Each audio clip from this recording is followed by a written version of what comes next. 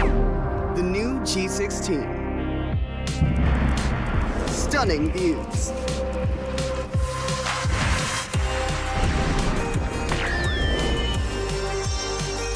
Advanced gaming performance. Top the leaderboard. Stay effortlessly cool.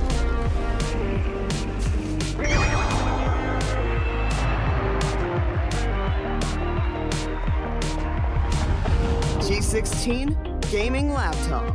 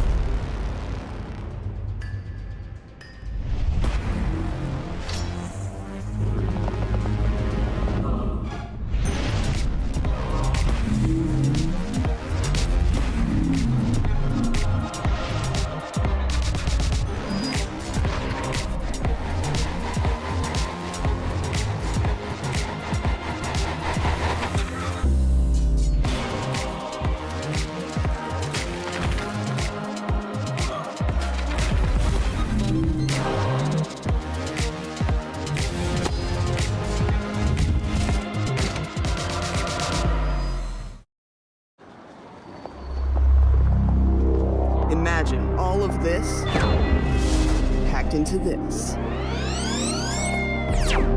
The new G16. Stunning views.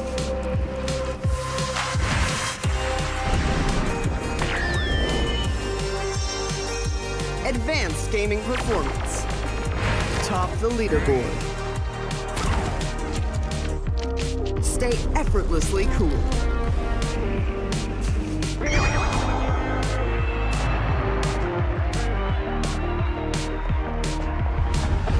G16 gaming laptop.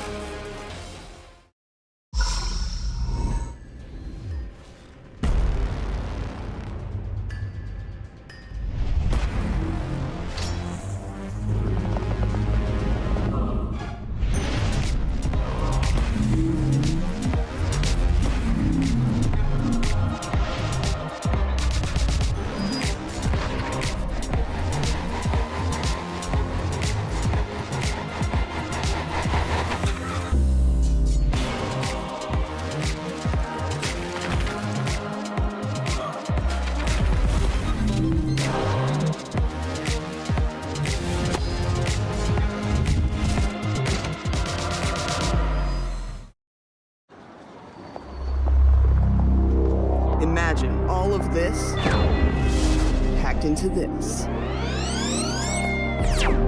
The new G16. Stunning views.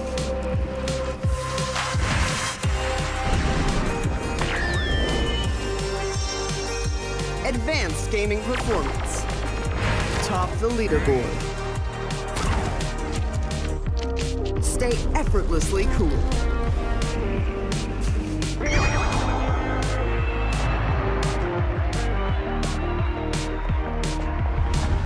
G16 gaming laptop.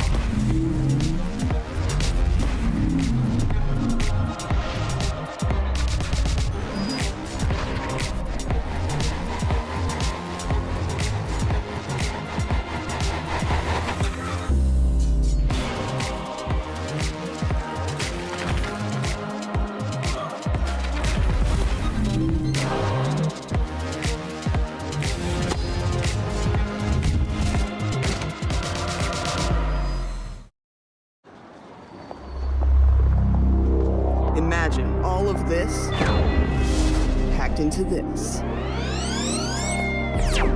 The new G16. Stunning views.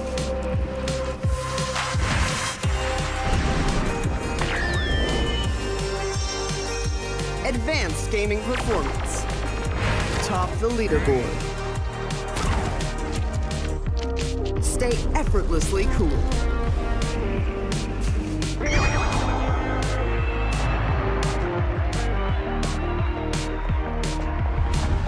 G16 gaming laptop.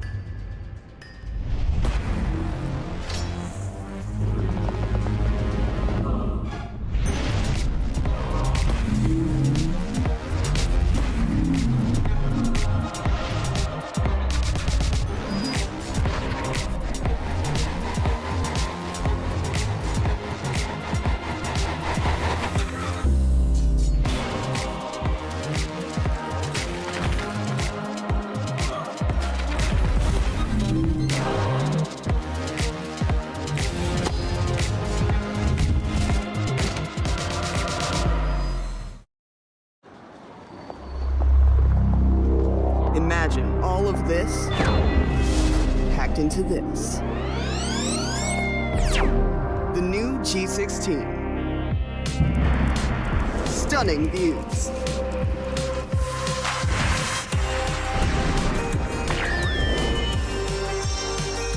Advanced gaming performance. Top the leaderboard. Stay effortlessly cool.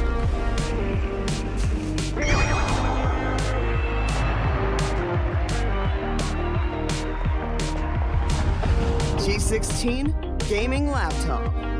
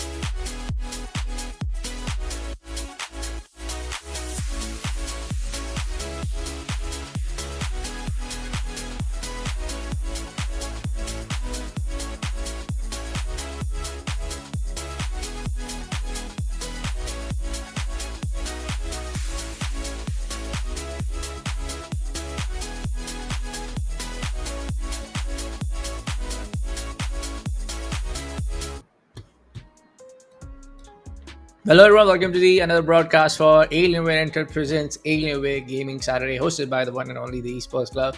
Well, there's gonna be a boy bullet in this with me, Jordan Ross, is gonna be my dear friend, Mr. One and only the Raider.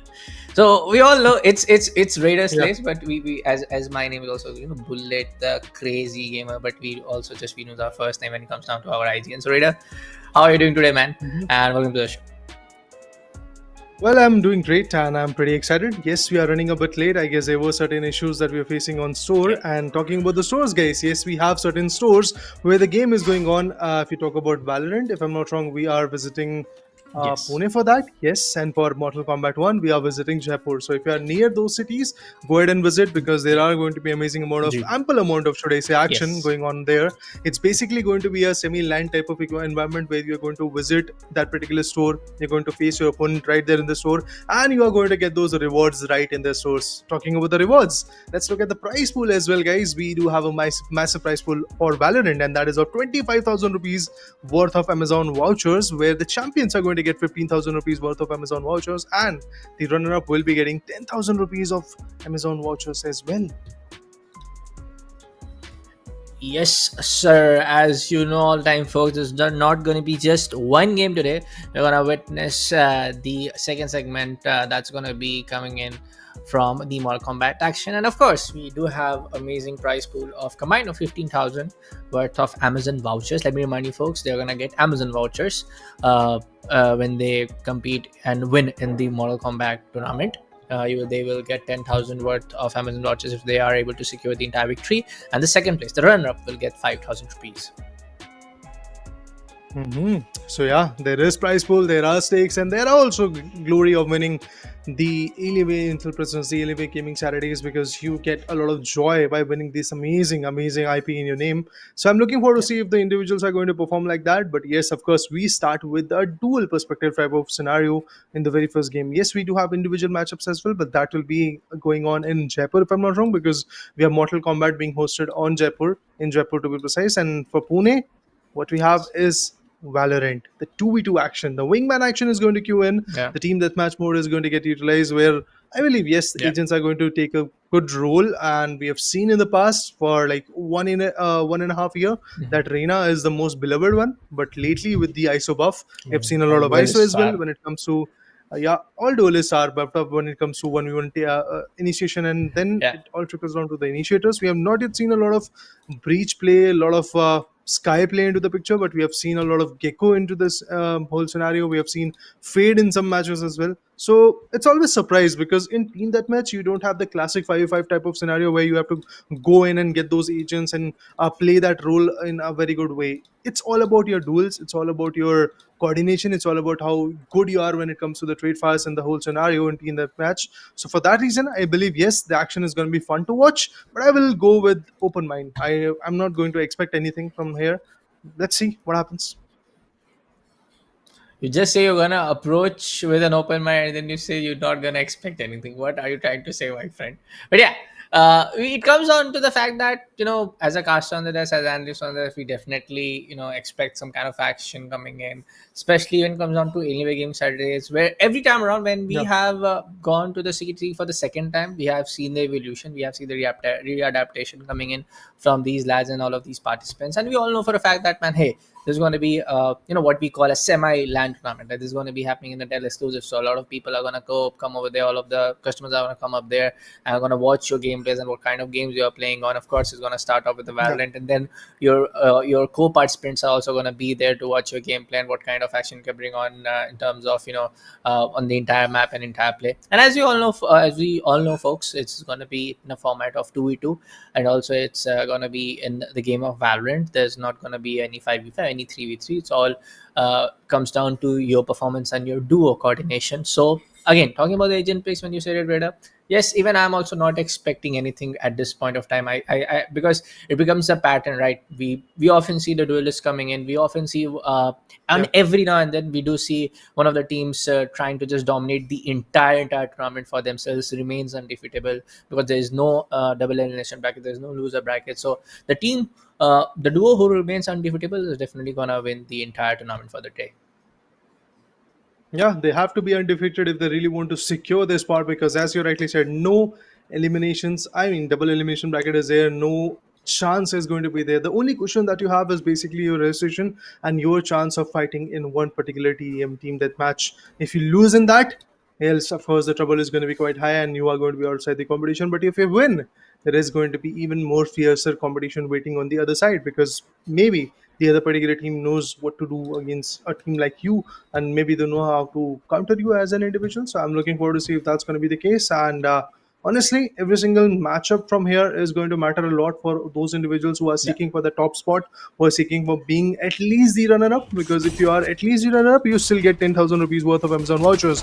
But with that, we start with the very first action, guys, and it is going to be between Tenet versus AOD, where actually Tenet are doing great as they have a scoreline of 8-2.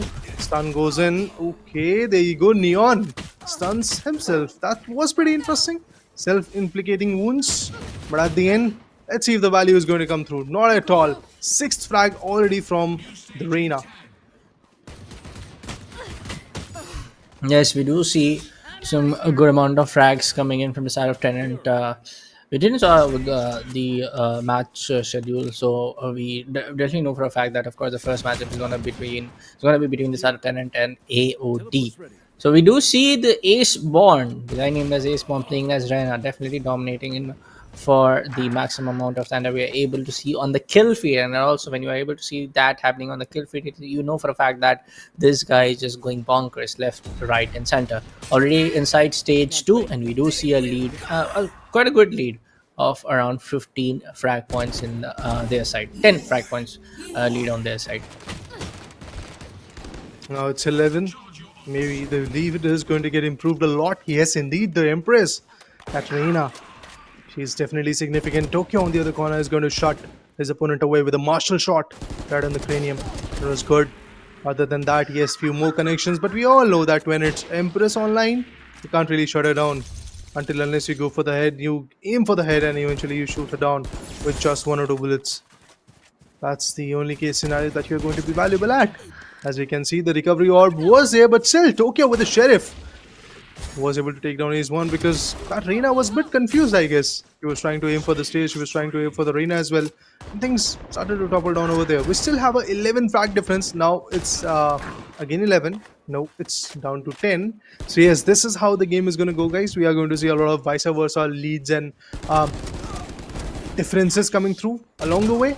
But at the end, it's all about how you win. It's all about how you tame your beast and shut your opponent down. And in terms of that, you can clearly see that slowly AOD is also trying to come back, as they have some preferable weapons in their favor. They have the ARs coming in like Bulldogs. They have the Guardians, the single shot Behemoth. So obviously they're going to utilize that, put something good into the picture, and finally get some good rounds. Yep. Let's see what's going to be the play coming in from the side of AOD as we approach the final stage at any moment of time now. I mean, there's only just going to be 1 minute and 30 seconds left on the clock, if I'm not wrong, as we enter the final stage. It also comes down to the part where, you know, we are able to see the team named as Tenet doing a lot of damage right here on the clock. We do also see Neon going all for all of those frags, but now we do see the Phantom and the Vandal play happening. And I mean, I love this Radiant skin. I mean, this is just way too good. But anyways, I'm not gonna focus on the skin. I have to focus on the gameplay as a caster. And Tokyo gets one, takes on the side of Ace 1, but you're already gonna come from the front, and Frosty will go down as I speak. Operator online, but that shot was precise, but not precise enough. Yes, it connected on the body, but not enough to completely put him away. With that, we have the other operator also coming online. So both the Reinas were pretty keen on playing on these operators, and they're trying to be effective at it. Of course, it's not going to be an easy task for them to deal with. Ooh, that was a lovely one. But no connection so far. Certain waves coming in. Not just one, but 2 waves. Oh. But finally, with the ghost, this guy was able to reciprocate. And on the hindsight, the chamber. He has something in his chamber, and that's pure skills. As he was able to get a 5k, that means an ace already. But Reina, what will happen in this close quarter combat? Well, the answer is Tokyo will shut down the other Reina, and there comes the Empress online. Now the trouble will rise. 36-20. A 40-pointer lead should be there if you want to make it a one-sided competition. But still, Even if there is a difference of like 15 frags, then again you are still at a very comfortable spot. And I believe yes, it's Yeah. quite possible that Tenet is going to maintain that lead in their name. As we can see, AOD is trying to come back, but they're just trying. On the hindsight, when it comes to having that fruitful advantage in your name, I guess at that point, yes, we can clearly see Tenet being quite valuable.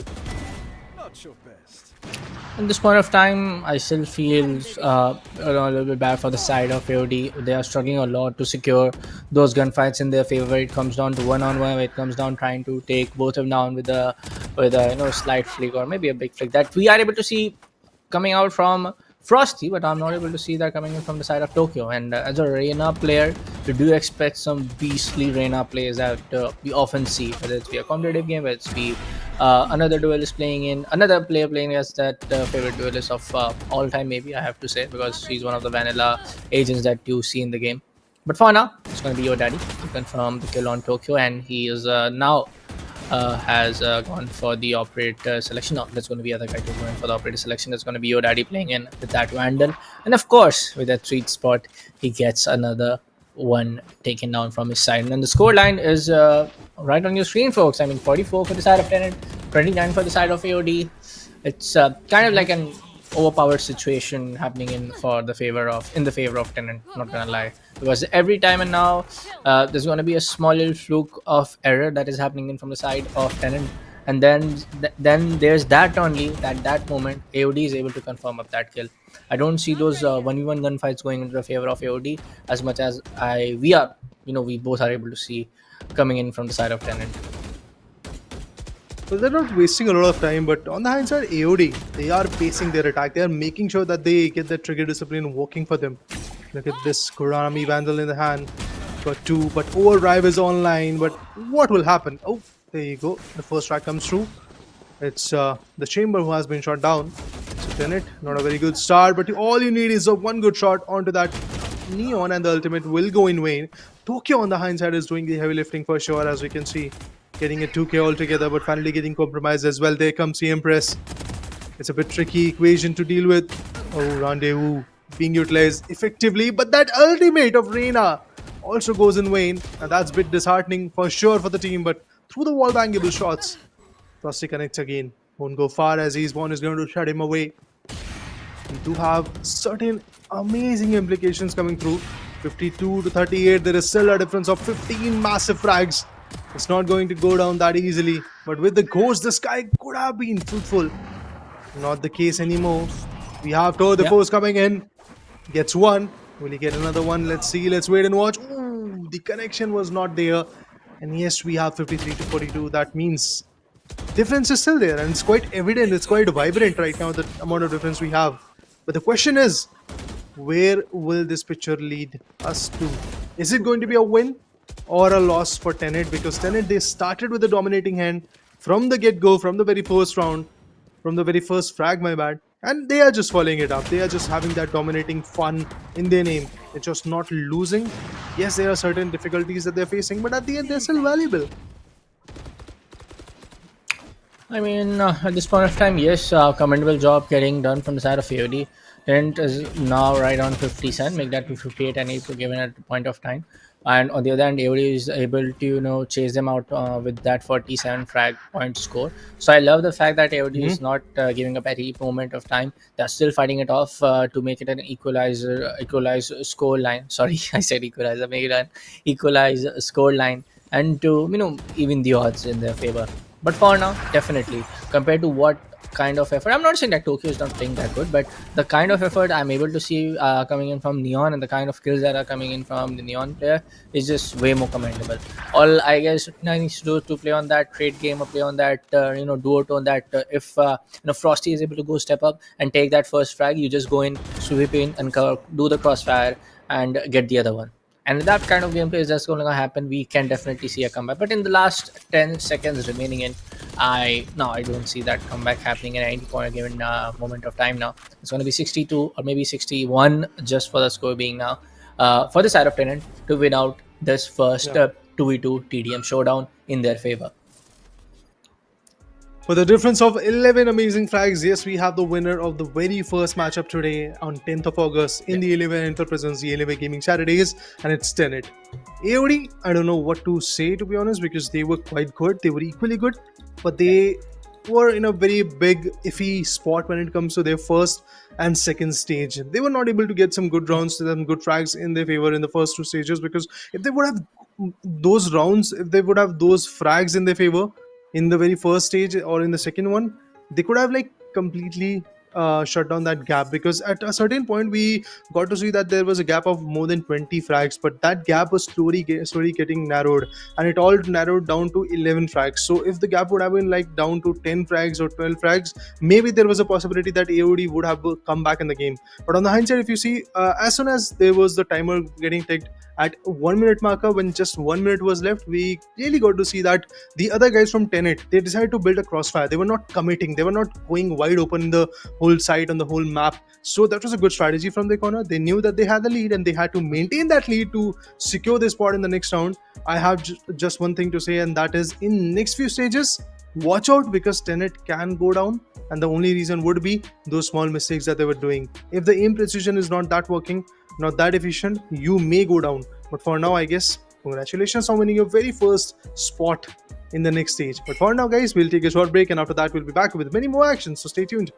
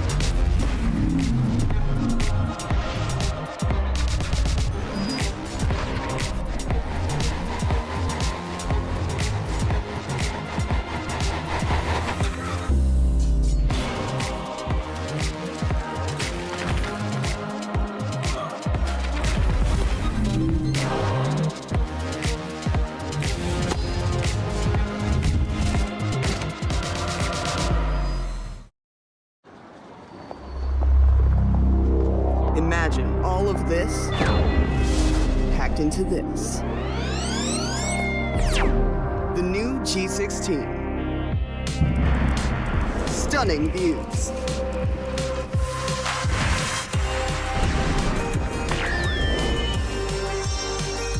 Advanced gaming performance. Top the leaderboard. Stay effortlessly cool.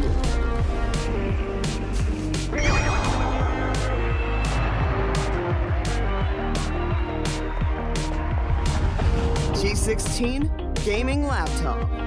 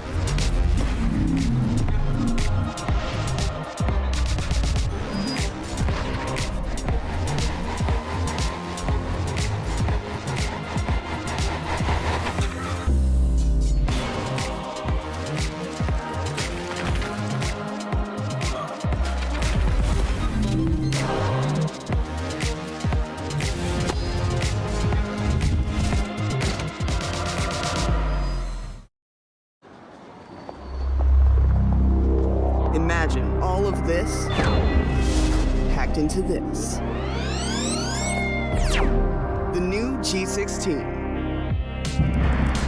Stunning views.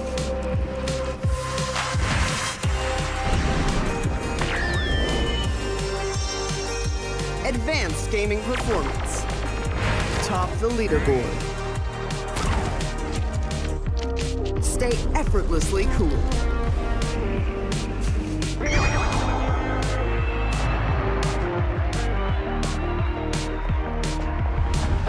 G16 Gaming Laptop.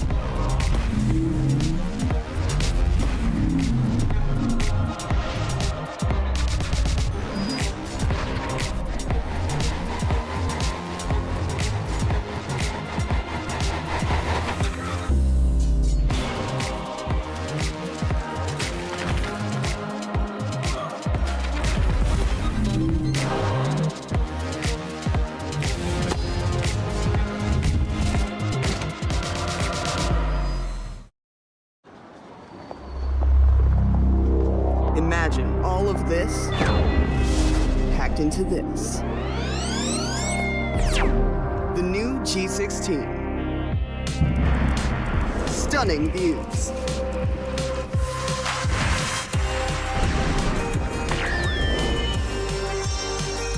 Advanced gaming performance. Top the leaderboard. Stay effortlessly cool.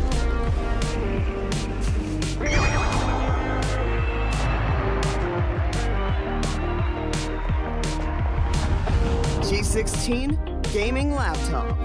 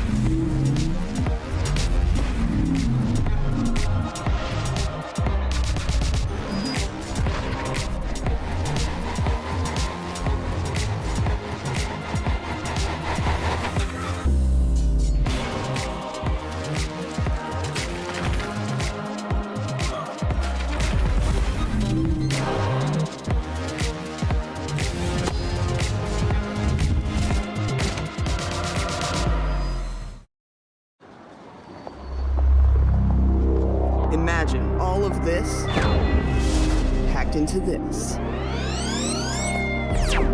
The new G16. Stunning views.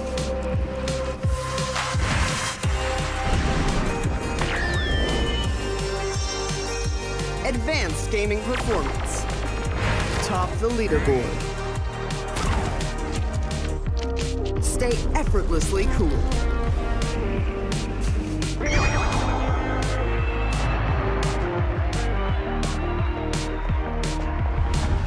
G16 gaming laptop.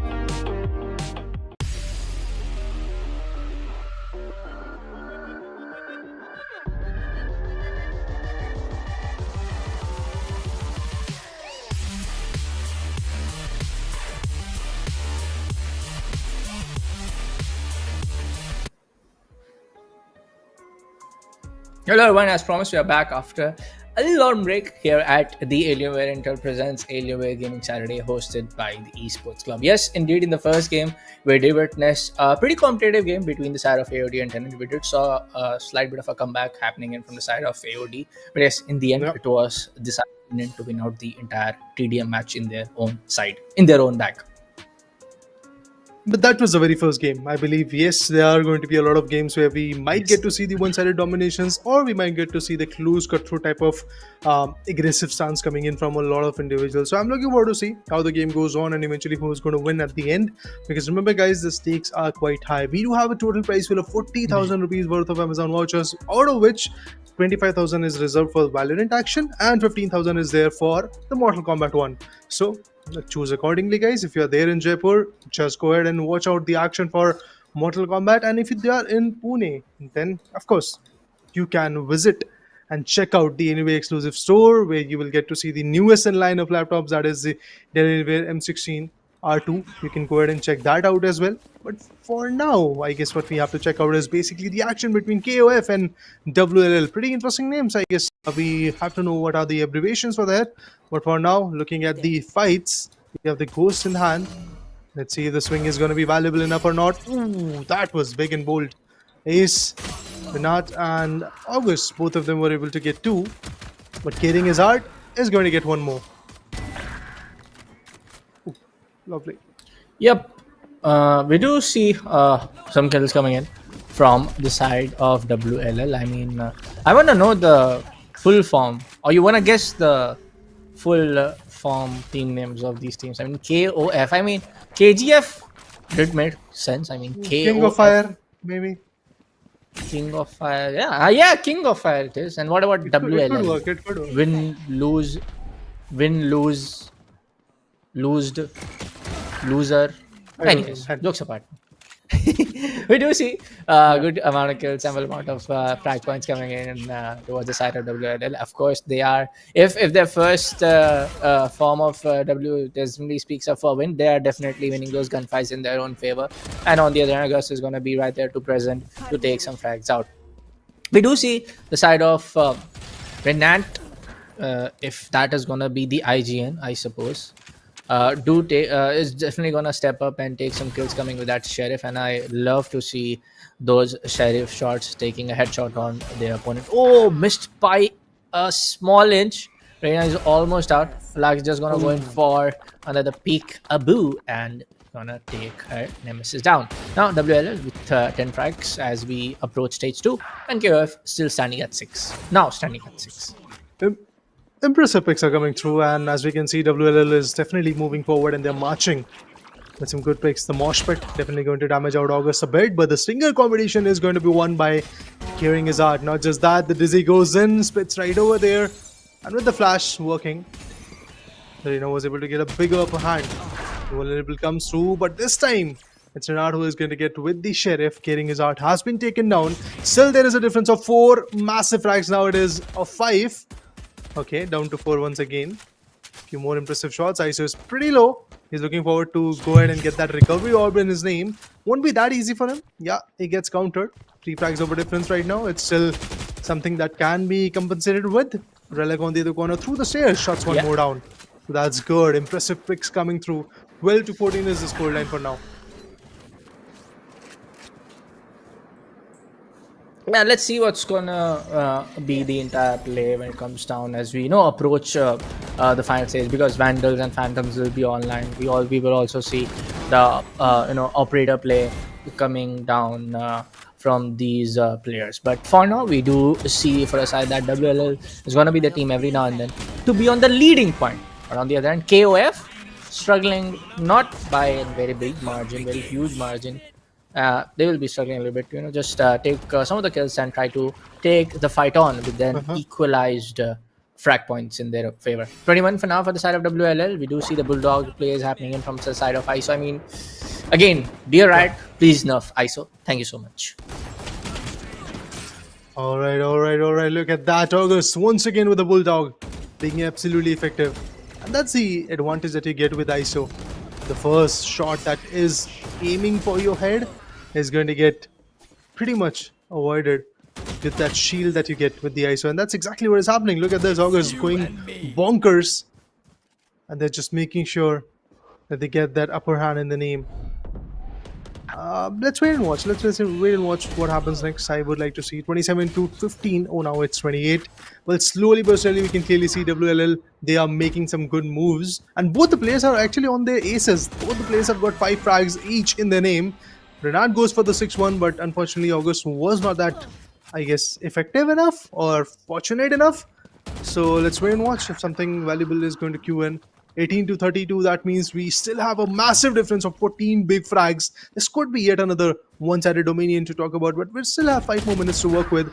And in these 5 minutes, things can change. Specifically talking about the Vandal action, talking about the Sheriffs, talking about the Stingers and Spectres, I believe in stage 1, 2 and 3, respectively, things can change rapidly. But when it comes to the final stage, when you have your preferable weapons, I guess players get a little bit more composed with their play style, and eventually they get some good values through that. And I can clearly understand why WLL is still being effective at it, because they are just dominant. Their precision is working out, and also not just that, the trade fire that they have is something amazing. But look at this, August.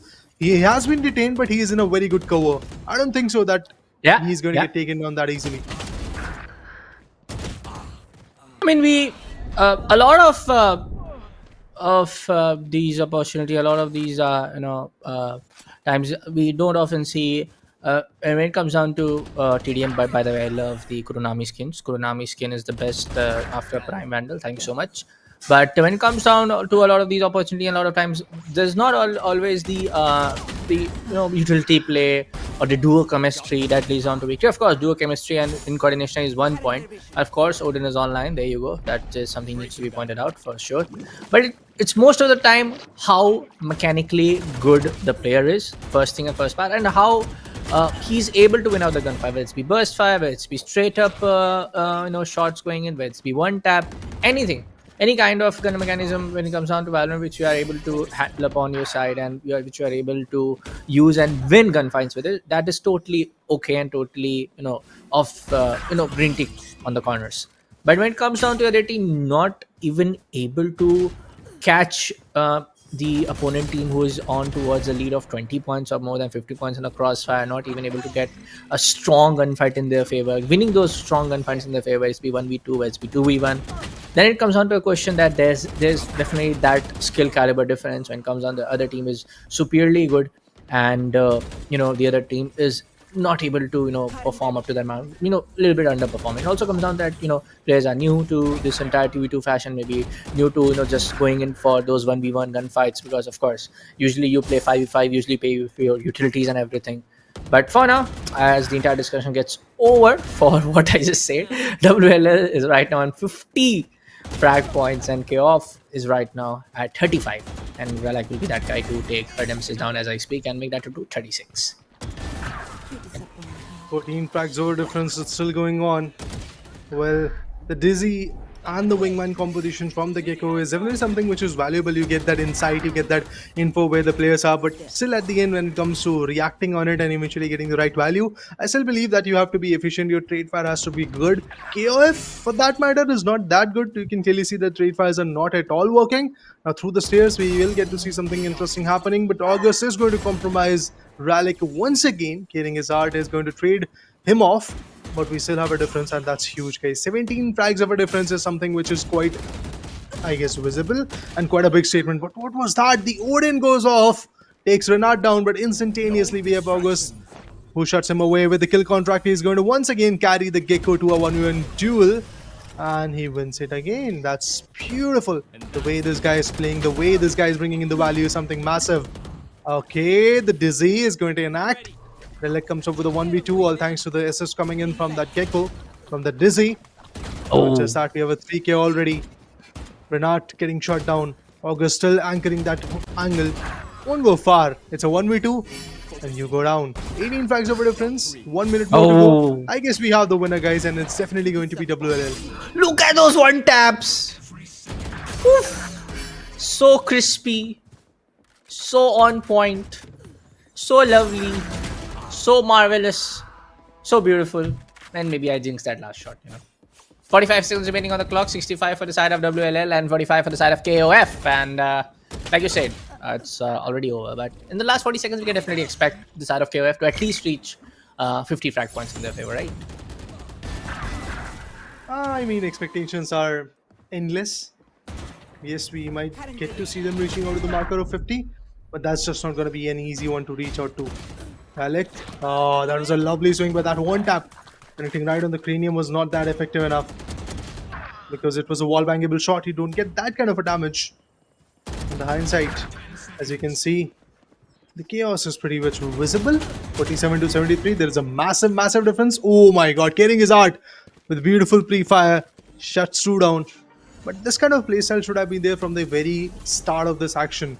And now, guys, we have a difference. Yep. And honestly, it's one of the biggest one that we have seen so far. It was, if I'm not wrong, the very second game. And in this particular matchup, we have a difference of 24 frags. And that's huge. 24 frags of a difference is clearly a statement coming in from one particular team to the other team. Or maybe should I say, to all the other teams who are there in the particular exclusive store of Alienware in Pune.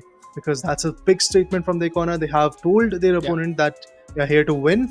Of course, this is just the stage 1. Maybe I've got a very good chance of securing this stage, but in the near upcoming future, in the stage 2, in the stage 3, maybe in the finale as well, if you reach out to that particular stage, you might falter down. But yes, you have clarified one obstacle in your way. And for that, congratulations. Let's see what happens next.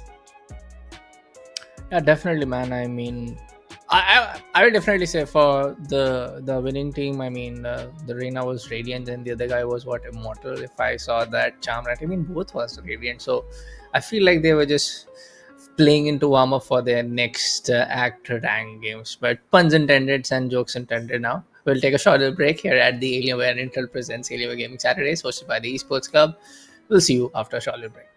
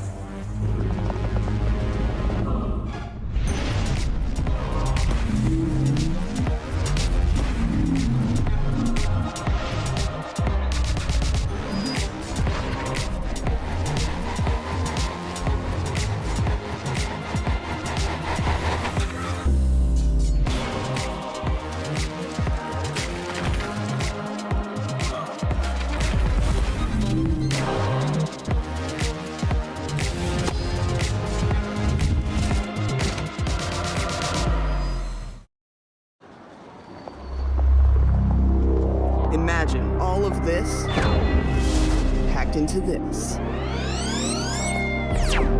The new G16. Stunning views.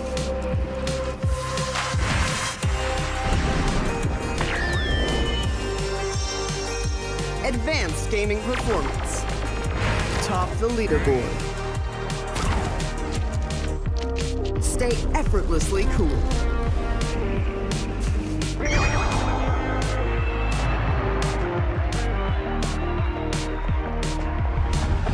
G16 gaming laptop.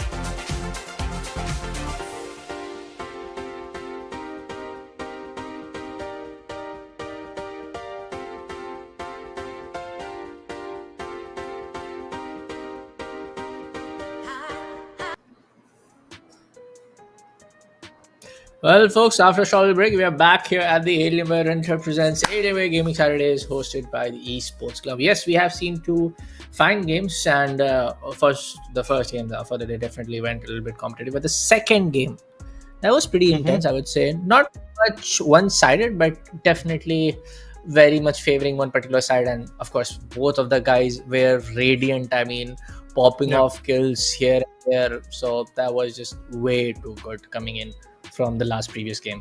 Just the last match that we saw before going on the break. Well, yeah, indeed, the first two games were quite one-sided, but now let's look at the next few games that we are going to witness. Deadshot versus Raw Doggers. It's going to be very interesting to see who is going to win in this one. I really want to see a close cutthroat game because then, of course, the anxiety and the stakes becomes like quite high, and everything trickles down to the last few seconds because if the competition is close, you never know who's going to win. Because if you see in between KOF and WL, it was quite visible, quite evident. In the last 2 minutes, we knew that who is going to win because the difference was that much. We got to see a difference of 24 frags, and that's obviously huge. But looking at this game, Deadshot versus Raw Doggers, let's again have a look at what happens next because we do have two Reynas from each side. I mean, one Reyna from each side to be precise, total two in the lobby. Then we have a race coming in from the defender's perspective, that means Deadshots. And from Raw Doggers, we have an ISO to complement with. So, four duelists into the action. Two are the Reynas, one is ISO, one is Raze. Of course, Raze with the pain shells and double satchels can affect a lot, and also with the showstopper in the ultimate, it can bring in the right value. So let's wait and watch if that's going to be the case. Yep. Let's see, man, what's going to be the entire play coming in from these guys because we have seen some good level of domination when it comes down from all of the Reina mains, specifically, if you ask me.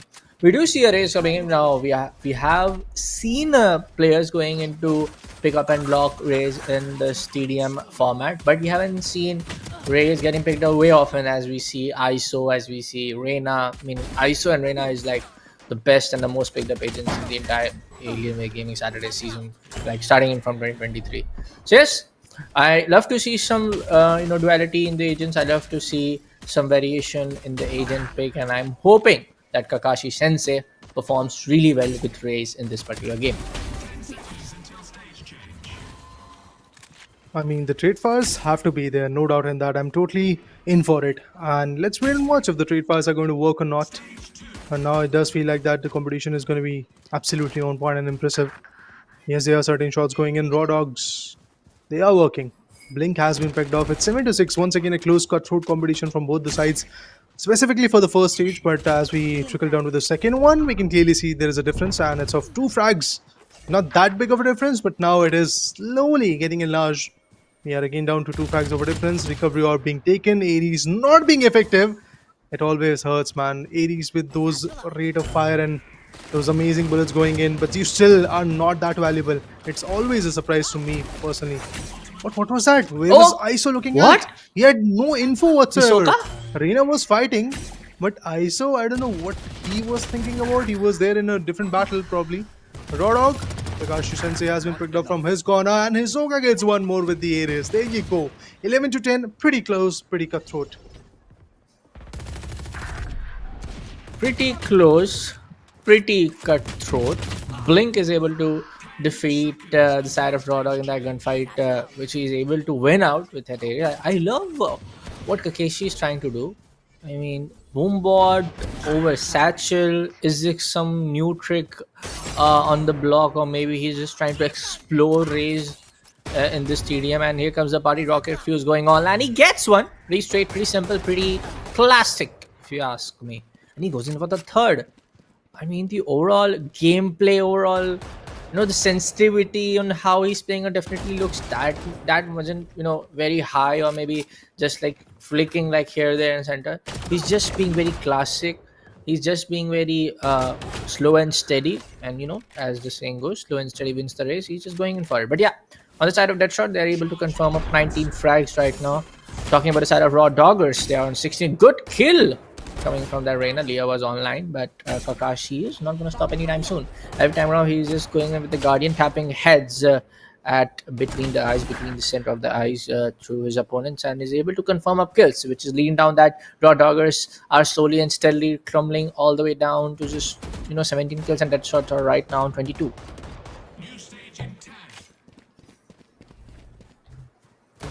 Well, yeah, pretty much. I mean, close cutthroat competition was there from the get-go, but slowly, as we can see, yes, they are picking up the pace.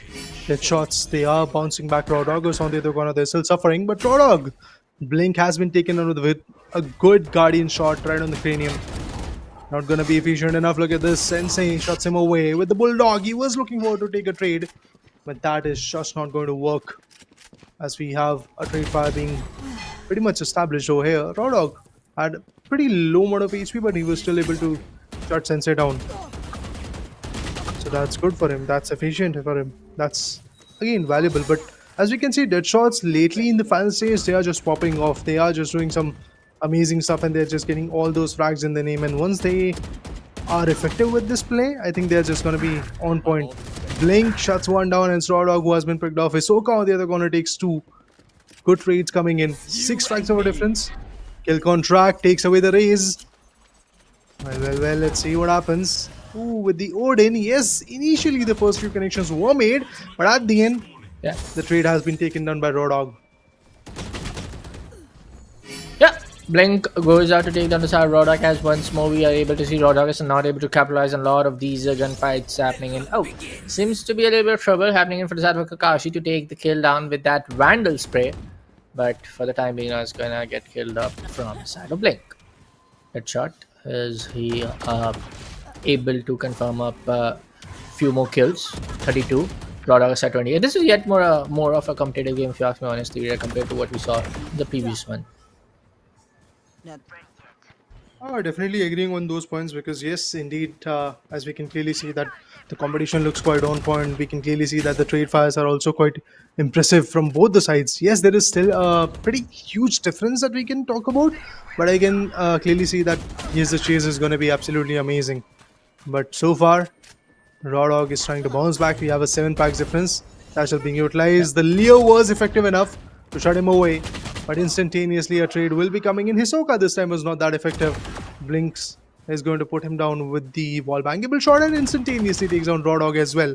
Maybe going to get more. Hisoka on the hand side takes Kakashi away, but Blink is just unstoppable. Goes in for a 3k. On the other corner, the Ultops were being collective, but as you can see, the trade fires from Raw Dogs are not working. But Deadshots, they are just amazing when it comes to their trade fires. They're just being quite efficient with their play. Yeah. For the time being now, folks, it's going to be in the final stage, and there's still some fighting spirit left out from the side of Raw Doggers, I have to say. For the side of Deadshot, yeah, they're leading the way, leading the pack like wolves, and you know for a fact that they are right now in 44. So yes, we do see some good plays happening in. Yes, we do see some whips happening in from the side of Raw Doggers. Yes, we do see some fluke happening in from the side of Deadshots as well. But in the end, the frag pointer is definitely in the favor of the side of Deadshot. So they need to come up with something a little different, you know.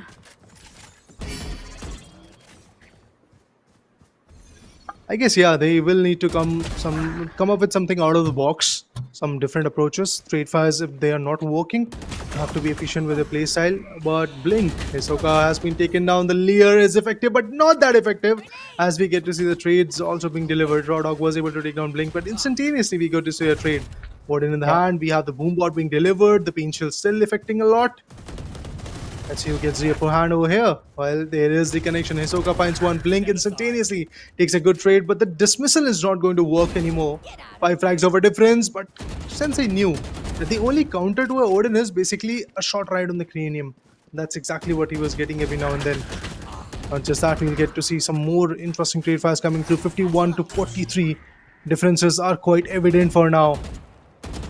And it's basically an 8 frag difference, which is quite huge, to be honest, with respect to the standards that we have. On the hindsight, Raw Doggers, they are trying to come back, but we are left with just 1 minute and 30 more seconds. I don't think so it's an easy recovery for them, but they still have that room to recover with. They still have that chance to recover with. Hisoka has to pop up, I believe, because on the hindsight, if you see Raw Dog, he is doing a great job when it comes to retaliation, when it comes to picking up the pace, but Hisoka is the guy who I need to pop off. I need to see that if he pops off, maybe something valuable is going to come through. But it's basically a 1v2 confrontation. Gets one. Will he be able to get two? No. After 6 frags done in Dust Red, we get to see a difference of 54 frags for now. Oh, the kill contract was avoided. That was fun to watch. Yeah, for the time being now, this is gonna be just left out in 50 seconds and just 4 or 5 frag left out. Like there's not gonna be a very huge difference. Oh, Kakeshi gets another one with a rocket fuse, and this time around, this is the 4th rocket fuse kill coming in from the side of Raze, if I'm not wrong. But 54 for the side of Raw Doggers. This might be one of the closest match that we have witnessed here at Alienware Gaming Saturday, folks. For today, even for the entire season for 2024, I have to say 57 for the side of Deadshot, just 2 more for the side of Doggers, and they can equalize it and get it resultant in a draw match. That's quite possible. 18 seconds, 57 to 55. There is a possibility of a big draw coming through. But as we can see, it's just not happening. The lead is just getting emphasized from the corners of Team Deadshots. Not the very best time to get that lead out of your hand. Raw Dogs, you were doing a great job, but at the end, you're going to be on a deficit of 6 frags. I can clearly call this one a close cutthroat game, as we got to see in the previous first 2 games that there was a big difference. In the first game, I believe there was a difference of 11 frags. In the second game, there was a difference of 24 frags. Lately, in the third game, we can clearly see there is a huge close cutthroat type of equation being developed so far from the first stage to the final one, and at the end the difference was of just 6 frags. So yeah, good job done in Dust Red, but Raw Doggers, you were good but not that good enough when it compare them to Deadshots, because they were able to win this one and they are obviously going to get promoted to the next stage. I would definitely say for the fact that Raw Doggers were definitely the kind of team that we want to see way more often. Like when it comes down to just having that fighting spirit, having that really good gunfights coming on their favor. Even if they are not able to win the majority of the gunfights, they have the capability and they have the mindset, the right kind of mindset to take one. But overall, I will definitely say yes, the other team got that huge pack lead in the stage 2 and stage 3, and that led on to the momentum play for the entire game. So kudos to Raw Doggers, but yeah, congratulations to the winning team for securing the slot to the next round. But for now, folks, here at Alienware and Intel presents Alienware Gaming Saturdays, hosted by the Esports Club. We're going to take a short little break and we'll be coming right back after a short little break.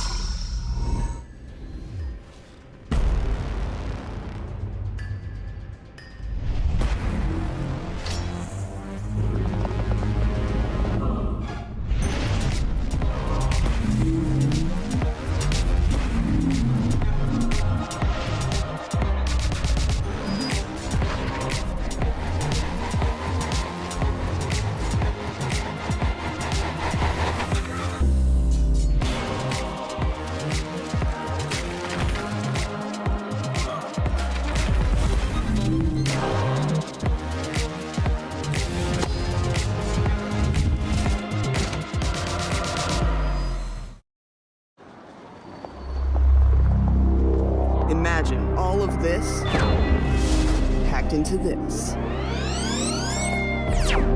The new G16. Stunning views.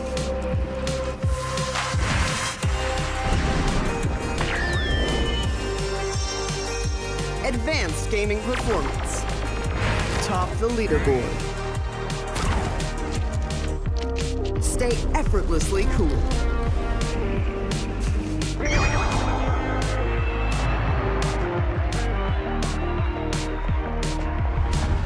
G16 gaming laptop.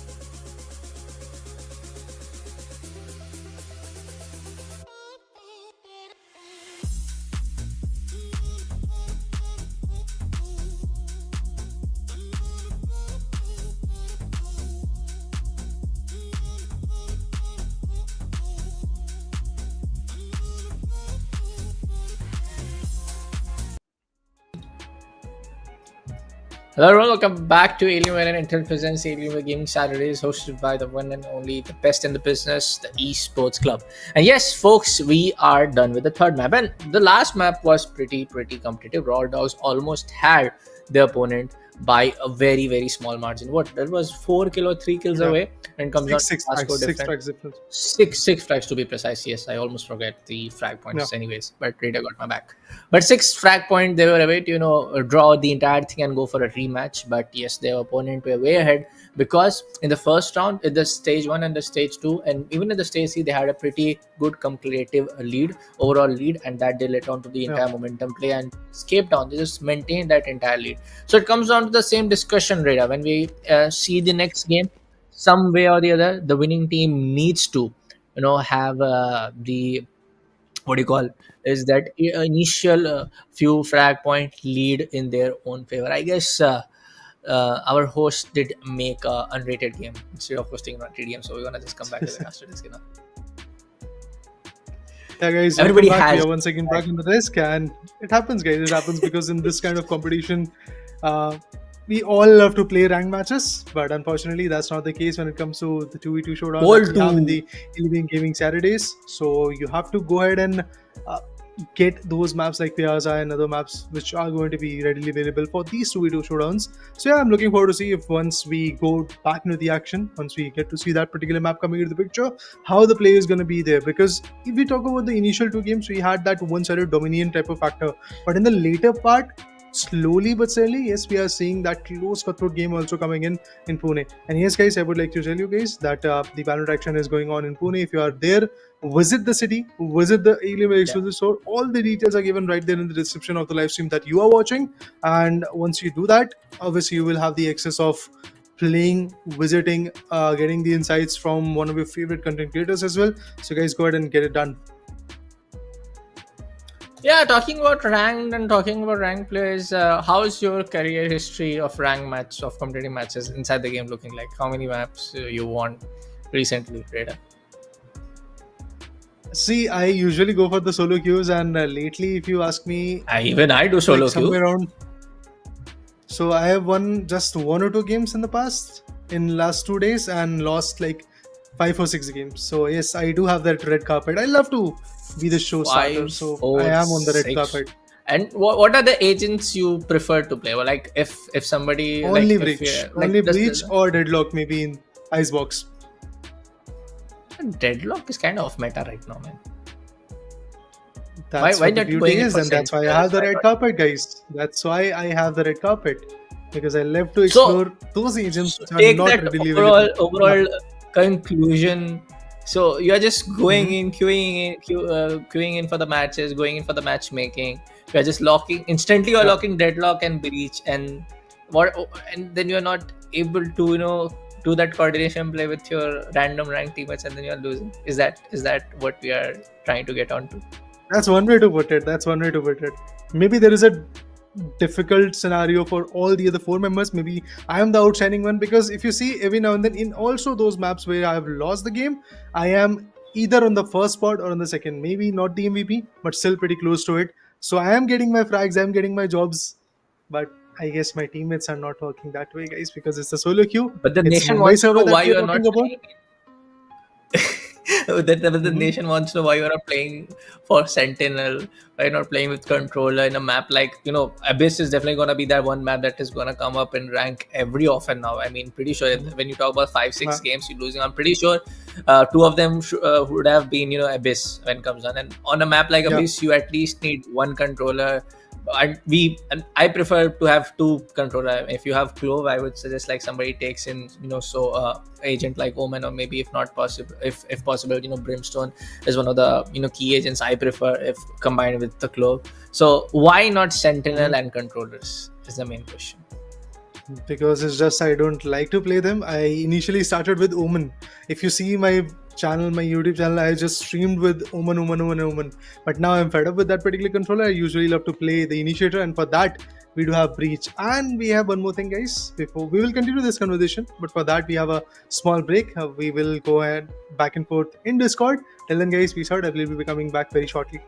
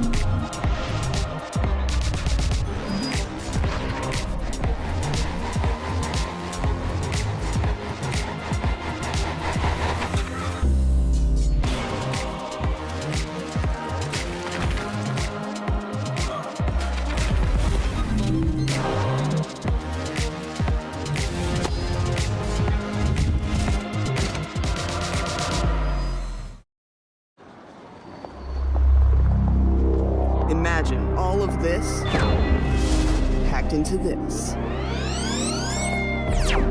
The new G16. Stunning views.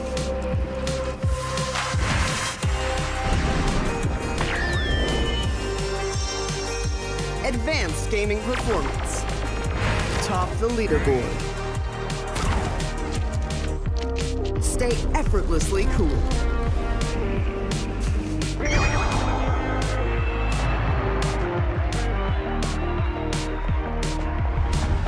G16 gaming laptop.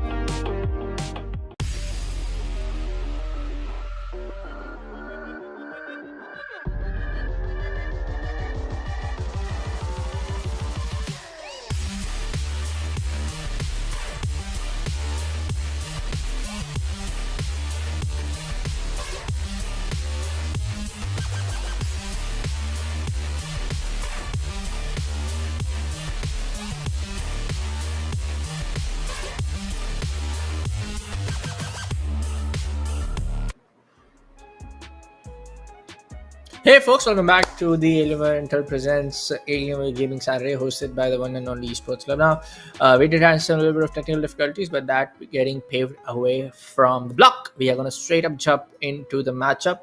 Let's see which is going to be the team to battle out for our fifth map for the day, if I'm not wrong. Fifth matchup for the entire day. Fourth one. Fourth one? First one, There's a 11 frags reason I of difference. failed in Second one, that, yeah. 24. Third one, 6 frags of difference. And fourth one, which was an Ascent, but now it is going to get rehosted in some other map, which is going to be meant for 2v2 team deathmatch mode. So yeah, guys, fourth one is going to come in. Yeah, you were saying, Bullet? Bro was meant to be a mathematics professor at a college, but accidentally became an esports caster. Huh? And the irony is I hated maths, so that's why I'm a biology student. There you go. Anyways, folks, jokes apart now. It's time for Hurnish Boy to face up the side of 007s. We do see the side of Jet, we do see the side of Reina, but on the other hand, of course, the one and only, the ultimate agent duo pick. That's going to be Reina and ISO. Alright, let's look at it. I can clearly see White Beard. He's getting some good frags and good picks initially, but Frozen on the other corner takes down Prathamesh as well. So Anish Bhai is getting that lead in their name, but 007s, I don't know what the James Bonds are going to do. But lately it does feel like that they're going to come back in the game, which is the most important stuff when it comes to team deathmatch or any other mode of Valorant. You need to come back if you are faltering down. First of all, you don't need to falter down, but if you are, I mean, what was that? Sangram with barely 10% HP still was able to deliver and take one down. That's a big bold statement coming in from his corner. What he will be rooting for is the recovery orb, but even before he could have got that recovery orb, he got shot down. Some good body shots, and it's 6-4 already. Head-to-head shots are getting connected. Our niche Pi for now is going to enjoy that lead, but as we trickle down to stage 2, maybe things will change. Yes, sir. As we approach stage 2, it's gonna be Surf. It's gonna be Bulldogs. It's gonna be. I mean, you can still go for the Ghost. I prefer Surf over Ghost any day to have the right amount of credits. But it's gonna be an 5-kill streak coming in for White Beard. Actually, I almost wanted to make that pun and make that joke about brown bread, but I just thought for a second that is beard, which gets trimmed after 2 weeks. Wow, I mean, we are getting interesting insights, guys, from one and only Bullet. But anyway, 12-7 is the scoreline for now. Beard, Thank you. You I have a didn't decent knew beard. that I had to trim it on 2 weeks basis type of scenario. I usually leave it, and whenever I get my hair trimmed, my barber is like, yeah bro, this is the time, get it done. And I get it done. But ooh, I love this sheriff, man. I love this frontier sheriff. The kind of insights that you get, and also the aim that you can better out with it. The satisfaction that you get by pulling off the trigger from the sheriff is something amazing, to be honest. There are certain skins that I usually love a lot. When it comes to Vandals, I guess we can go with the Champion 1.0, which was there initially. And if you talk about Phantoms, I guess in that particular perspective, you do have the latest Champion bundle that is there. If you guys want to gift us, go for it, guys. I mean, Raider is he's a pretty rich and comes from a very Yeah, well-to-do that's why family. I'm He's gonna casting, give me guys. on my birthday. He's gonna give me on my birthday, which is next month. The jokes apart now, folks, comes down to the stage 3. The side of 007 is not able to play like a James Bond, not able to just capitalize on a lot of the gunfights. But as I speak, it's gonna be Jet to come up with a 4K to be precise, and might be the 5th one. I jinxed it. Never mind. 16 frags coming in from the side of 007. But her niche high on the other end, it's gonna be 19 frags. So there's not gonna be a lot of difference when it comes down to the frag points. Not gonna be a lot of difference when it comes down to mechanical skills. Both of the teams players are extensively way too good when it comes down to taking those gunfights in their favor. Now it comes down on how you can enable that crossfire, how you can actually go for that duo chemistry play and take down your opponents way back and back after one another time. He's on 1 HP. What? Mm-hmm. What? I mean, Not the very first he's time, still Bullet. alive We for have the seen Sangram doing last- something amazing. Yeah. Yes, go on. for the last couple of seconds, he was just 1 HP and he did take down 3. So that is one thing that I need to praise him for. Well, yeah, he was indeed quite phenomenal. The way he played, the way he was able to get those interesting picks was something amazing to talk about. But as we can see, it's again yet another close cutthroat type of competition. I'm happy about it because whenever this kind of competition comes through, I guess there is a very good scenario where things can change rapidly, things can be, I guess, effective, and also the play style matters a lot. But Sangram, what is he doing? Already on a 6 kill spree, and he's just one tapping his opponent away. Let's see if he's going to get more out of that equation. Oh, the RGX Vandal this time was not that effective. Uh-oh. Things Yep. are not looking that viable for now. 24 coming in for the side of her niche buy, and for the side of 007, it's going to be 28. And it's good to see. I love to see the fact that 007s are able to make that mark and now leading the pack like wolves. Now it's going to be resultant in a 25 to 29 again. Not a very big chunk of a difference. It's going to be still a cutthroat competition, but now making that to 4 points. It's going to be a little bit hard for the side of niche buy to at least clear out the opponent for straight up 2 times to get onto that draw even state. But for now, Frozen comes up towards the straight up angle. It's going to be easy kill for the side of Prathamesh, but it's going to be Frozen who's playing as Reina to send his opponent back to the Ice Age. Well, I guess the only part left right now is to maintain this lead for 007. They have done good so far. All they need to do is just maintain this kind of aggressive stance and get all those values in their favor. If they get it, I guess that's just something which is going to be valuable for them. So let's wait and watch if that's going to happen, if that's going to work out or not. As we can see, the trouble is rising 30 to 38. There is still a 8 frag difference coming through. We are into indeed the final stage. That means the next 3 minutes and 30 seconds are going to be equally important for both the sides. But let's see if it is going to be valuable enough for them or not. Prathamesh, Whitebeard has been taken down by his corner. Will he get more? The answer is none. Of the next few frags are going to be in his favor. Frozen gets one more, but instantaneously gets readied off by the other Reina as well. The glitch pop handle in the hand is definitely going to pop up a lot. Goes in for the kill contract, the safest bet you can have in a 1v1 duel. Okay, attains the perfection. Shuts down Whitebeard. Oh, as soon as he comes out of that ultimate of his own, gets shattered. We have the Empress online, has to take 2 down.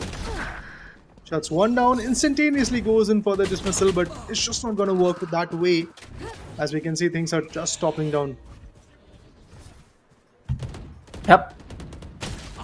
For the side for Whitebeard, he's definitely able to prove that for a fact that he's able to win the maximum amount of gunfights compared to what we are seeing from his teammate.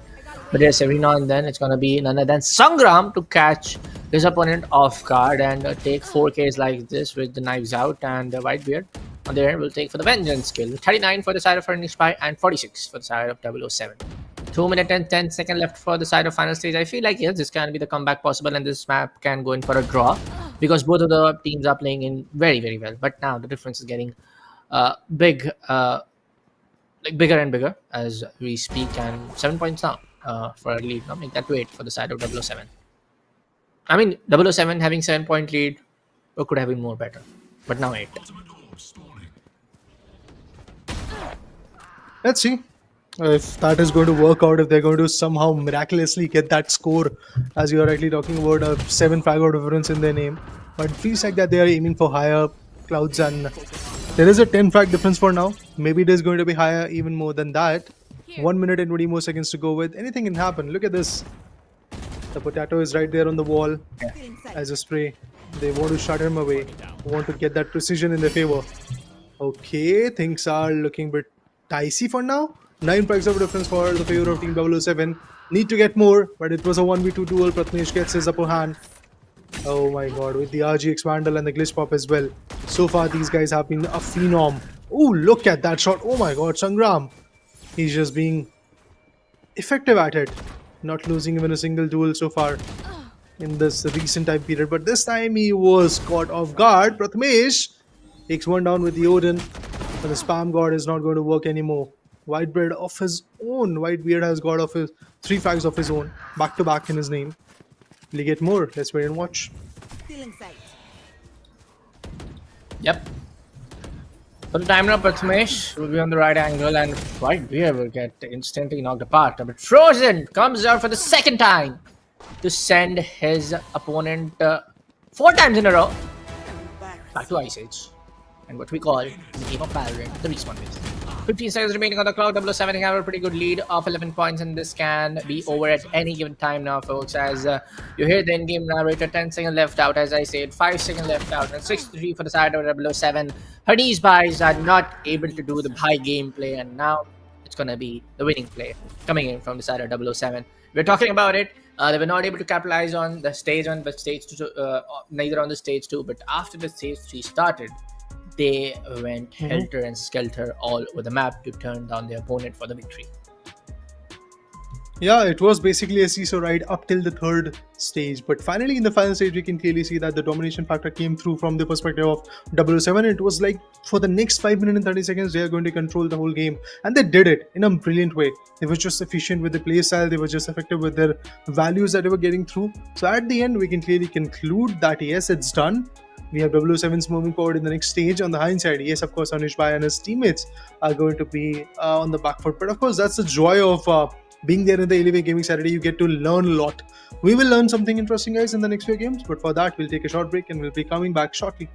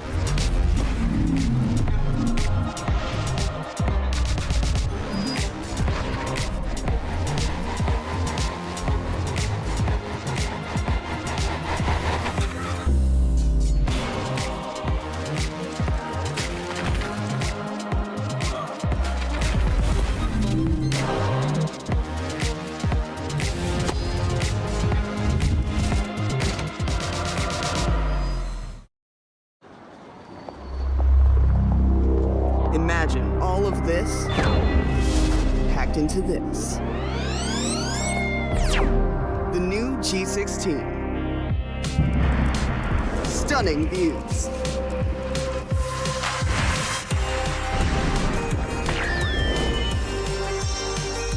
Advanced gaming performance. Top the leaderboard. Stay effortlessly cool.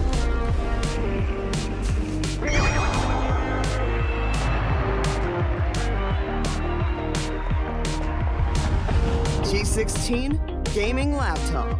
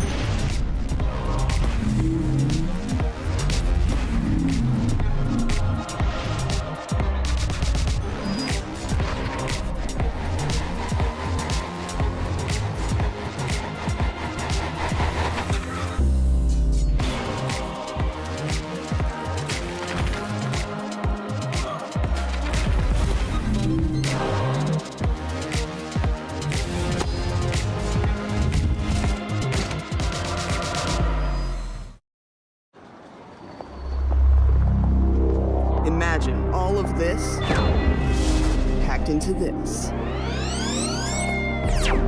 The new G16. Stunning views.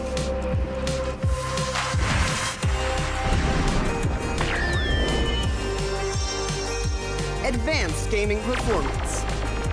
Top the leaderboard.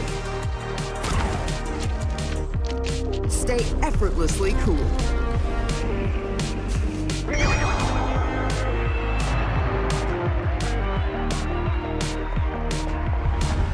G16 gaming laptop.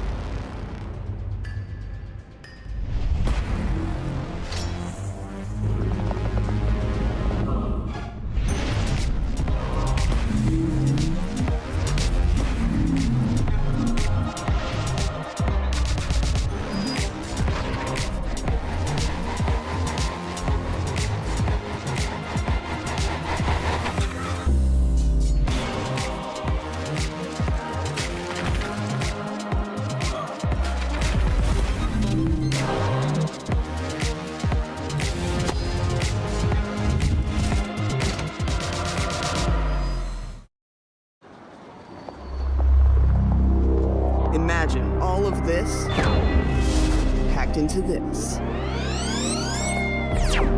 The new G16. Stunning views.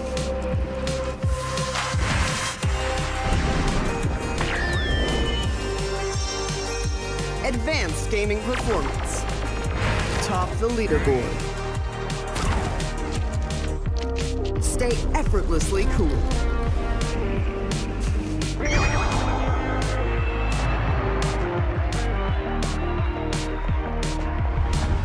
G16 gaming laptop.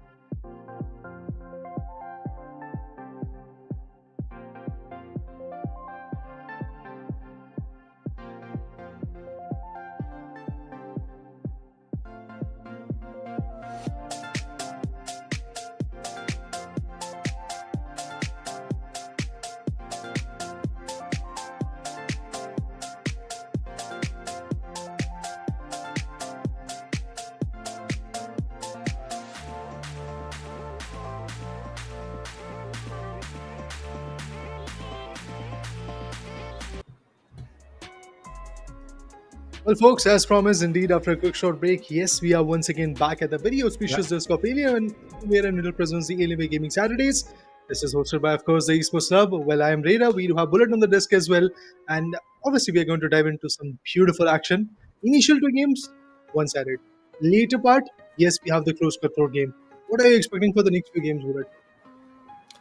I'm definitely expecting again, man. I want to see a variation in the agents. I am just way too bored, way too just kind of getting that repeated, more repetition, more that I'm just saying, hey, Reina gets that, Duelist gets that, ISO gets that. So I want to see that variation when it comes down to the agent, because of course there's gonna be that the key pointer that duelists are gonna be the key pick and the key agent when it comes down to the so-called meta of TDM games. But I want to see the variation. But again, we don't see it. It's going to be Neon Reina coming in from the side of Cops, F2F, and WLL playing in as ISO and Reina. So of course, ISO Reina are they are having the highest pick rate when it comes to the entire WGS. even if we go down to the niche of who's getting most often pick from the duelist category. But also in the third and the fourth, I'll put down Phoenix and Neon. But after that, we don't see any changes, way often when it comes down to the agents getting picked up in the AWGS, Alienware Gaming Saturdays. I mean, one can include Jet as well. We have seen a lot of Jet picks in the very Yeah, Jet previous also. game. Yeah, I completely Able to missed see that. the Jet Yes, yes. as well come into the action. So yes, we can put it in a way that we get to see a lot of duelist pick, because we have not yet seen a lot of controller pick come into the picture. Not a lot of even Sentinel for the same sake. But yeah, guys, it's pretty much justified, to be honest, because we are talking about 2v2 duels. Duelist itself is having that term duel in their name, and they are meant for that. Initiator on the other corner are also one of those beautiful agents or setup agents who need to push in and eventually get those initiating connections done and dusted, and that's exactly what is happening. But I am not able to like figure out what is happening to that ISO and also the Reina for the same reason. Both of them are holding their own corner. August gets taken down due to the fact that you can't really stay onto that particular spawn location for longer period of time. You are going to obviously get shot down. But Renat takes Neon down. Cops, they're still struggling. WLL on the other corner. They are doing great job. I mean, they have already got a lead in the name. The question would be how much of a bigger dent they're going to make. Yeah. For the time being now, we're just gonna come up to our caster expos. I feel like there's gonna be a little bit of technical difficulties to be taken care of here at our Alienware Gaming Saturdays. And one thing that I want to say again: duelists are for a reason, but of course, as a caster, as an analyst on this, you want to see the evaluation. I mean, it's my job to say that here. Come on. But for now, folks, we'll take a little short break here at Alienware and Intel presents Alienware Gaming Saturday, hosted by the Esports Club. Don't go anywhere. Make sure to like this stream. Make sure to subscribe to the Esports Club channel. We'll be coming back shortly.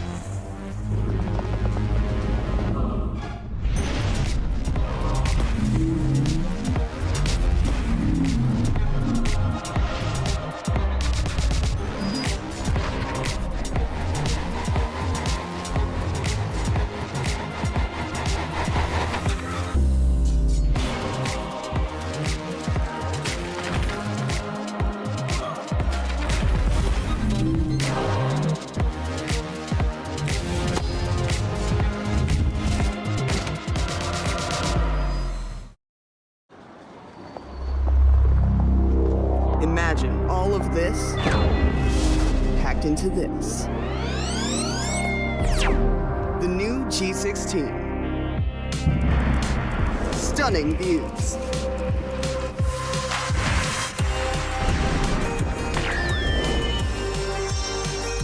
Advanced gaming performance. Top the leaderboard. Stay effortlessly cool.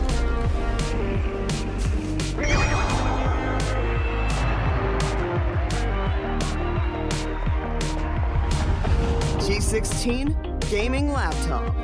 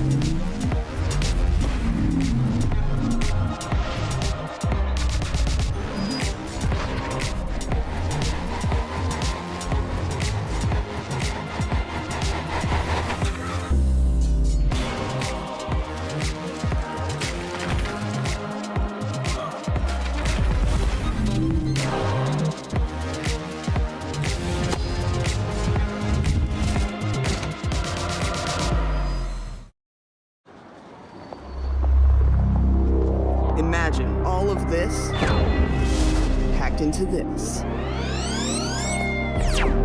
The new G16. Stunning views.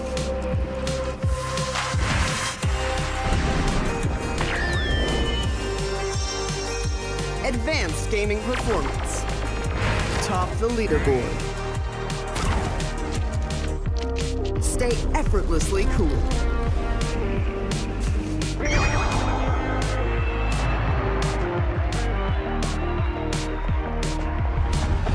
G16 gaming laptop.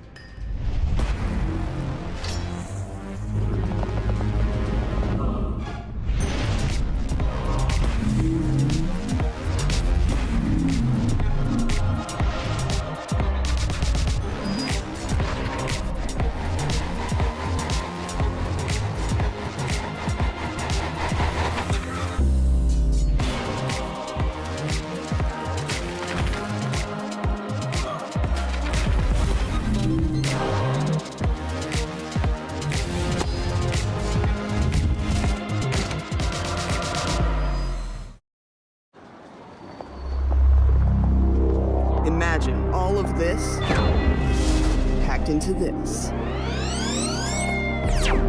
The new G16. Stunning views.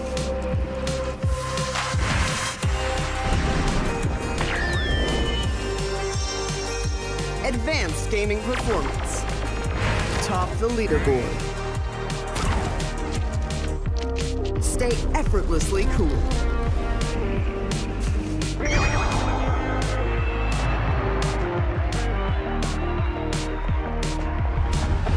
G16 gaming laptop.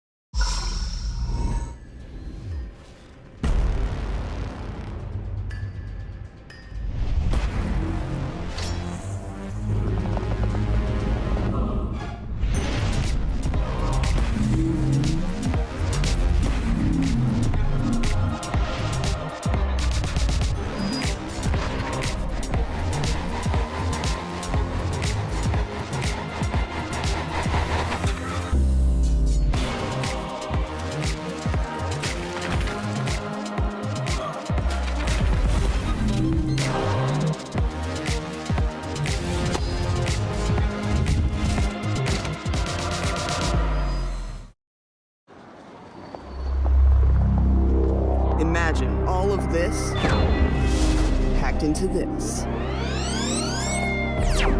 The new G16. Stunning views.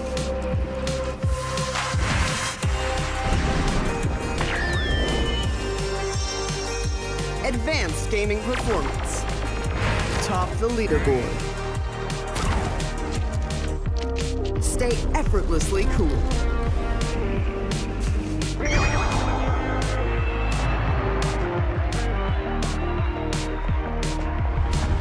G16 gaming laptop.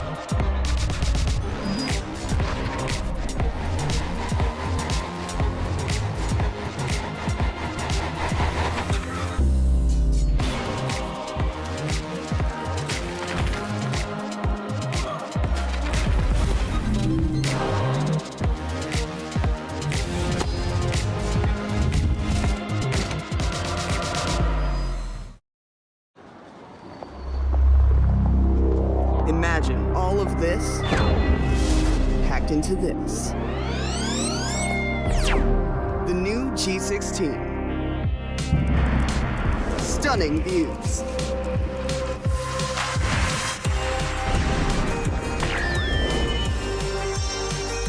Advanced gaming performance. Top the leaderboard. Stay effortlessly cool.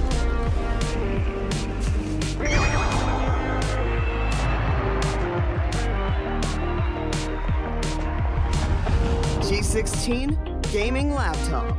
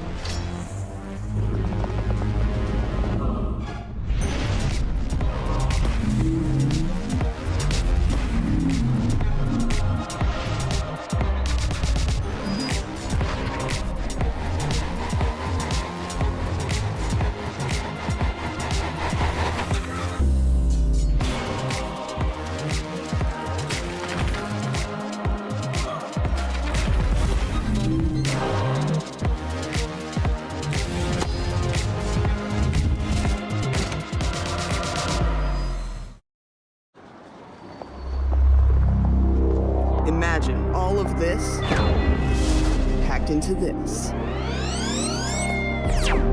The new G16.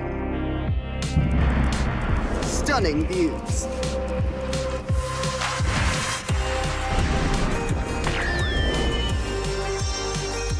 Advanced gaming performance. Top the leaderboard. Stay effortlessly cool.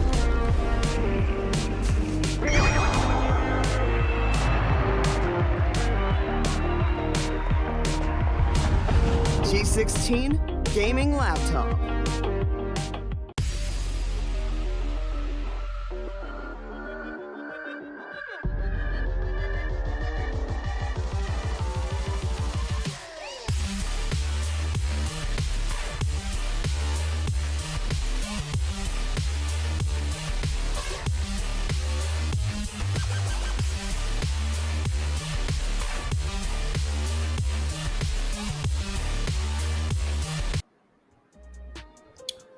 Hello everyone, welcome back to the Alienware Intel presents Alienware Gaming Saturdays hosted by the Esports Club.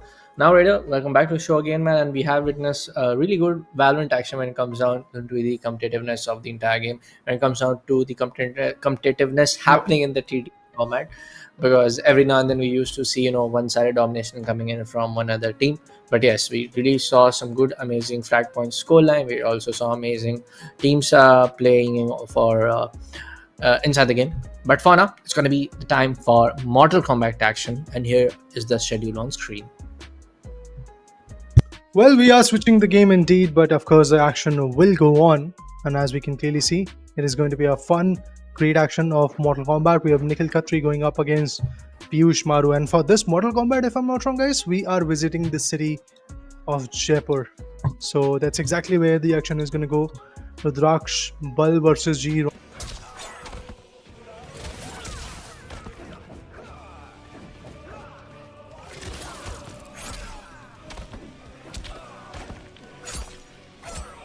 Kano. On the hindsight, we have Liu Kang versus Kano. Yeah. Yes. For now, it's and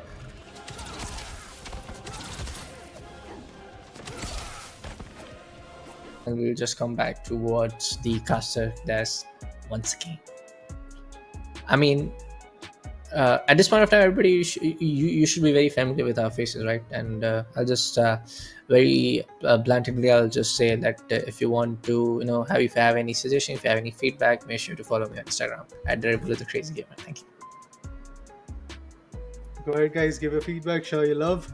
And yes, talking about the game, I think Mortal Kombat 1 is a pretty interesting game. It's one of those games which brings a deja vu moment in us as a caster as well, because yes, we are gamer at heart, but eventually our profession is a little bit different as compared to the esports athlete or professional gamers. Now we are casters. We are the one who are trying to spread the knowledge, trying to decipher what is happening in the game. And I believe Mortal Kombat is one of those games which does not need any introduction, to be precise. One of those fun arcade games which have been there in every single gaming cafe in your cities. You have visited those cafes, you have enjoyed the action, but with some new interesting changes. For example, the cameo fighters coming into the approaches, we have a lot of modernization touch with some interesting graphics to play with. I mean, this is more or less one of those equations where Mortal Kombat has improved a lot as a gamer's experience. Yes, you can experience a lot, but when it comes to a competitive scenario, it again develops a beautiful insight, as you do have that correlation of you yourself as a character, and then you have that cameo character in your favor as well.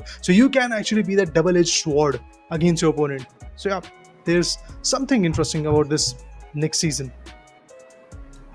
I love the way how you describe the double-edged sword play coming in at our Mortal Kombat 1 segment.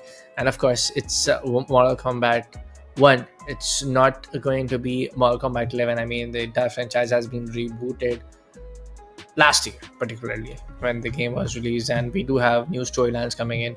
And I will definitely say and request all of you, if you are on that capability that you can definitely buy the game and actually even play on your friend's PC or console. It's one good story that you need to experience first time when it comes down to experience the entire game. But for now, it's gonna be our first game getting started. Of course, cameo is gonna get selected, and we also see the main character also getting selected. It's going to be none other than Liu Kang. Well, it's going to be interesting to watch how this whole equation goes on, because currently we are looking forward to see which particular arena these guys are going to choose. But when it comes to the play styles, I think it really matters at which particular agent, which particular character they're actually going with. Let's see. Also comes down to entire experimentation. We do see they are not very sure if they want to play just Liu Kang or maybe just playing some of the different cameo character. So they're just waiting for it. But hey, finally logged in. Reina has also been selected. I do see a Liu Kang getting locked up from both sides. We also see Kano also getting locked up from both sides. And the first few hits are going to result into the favor of probably in our left hand side. It's going to be Piyush Maru facing up Nikhil on our right hand side. So yeah, Piyush Maru was able to do a few hits and towards very initial seconds of the first round in this particular matchup.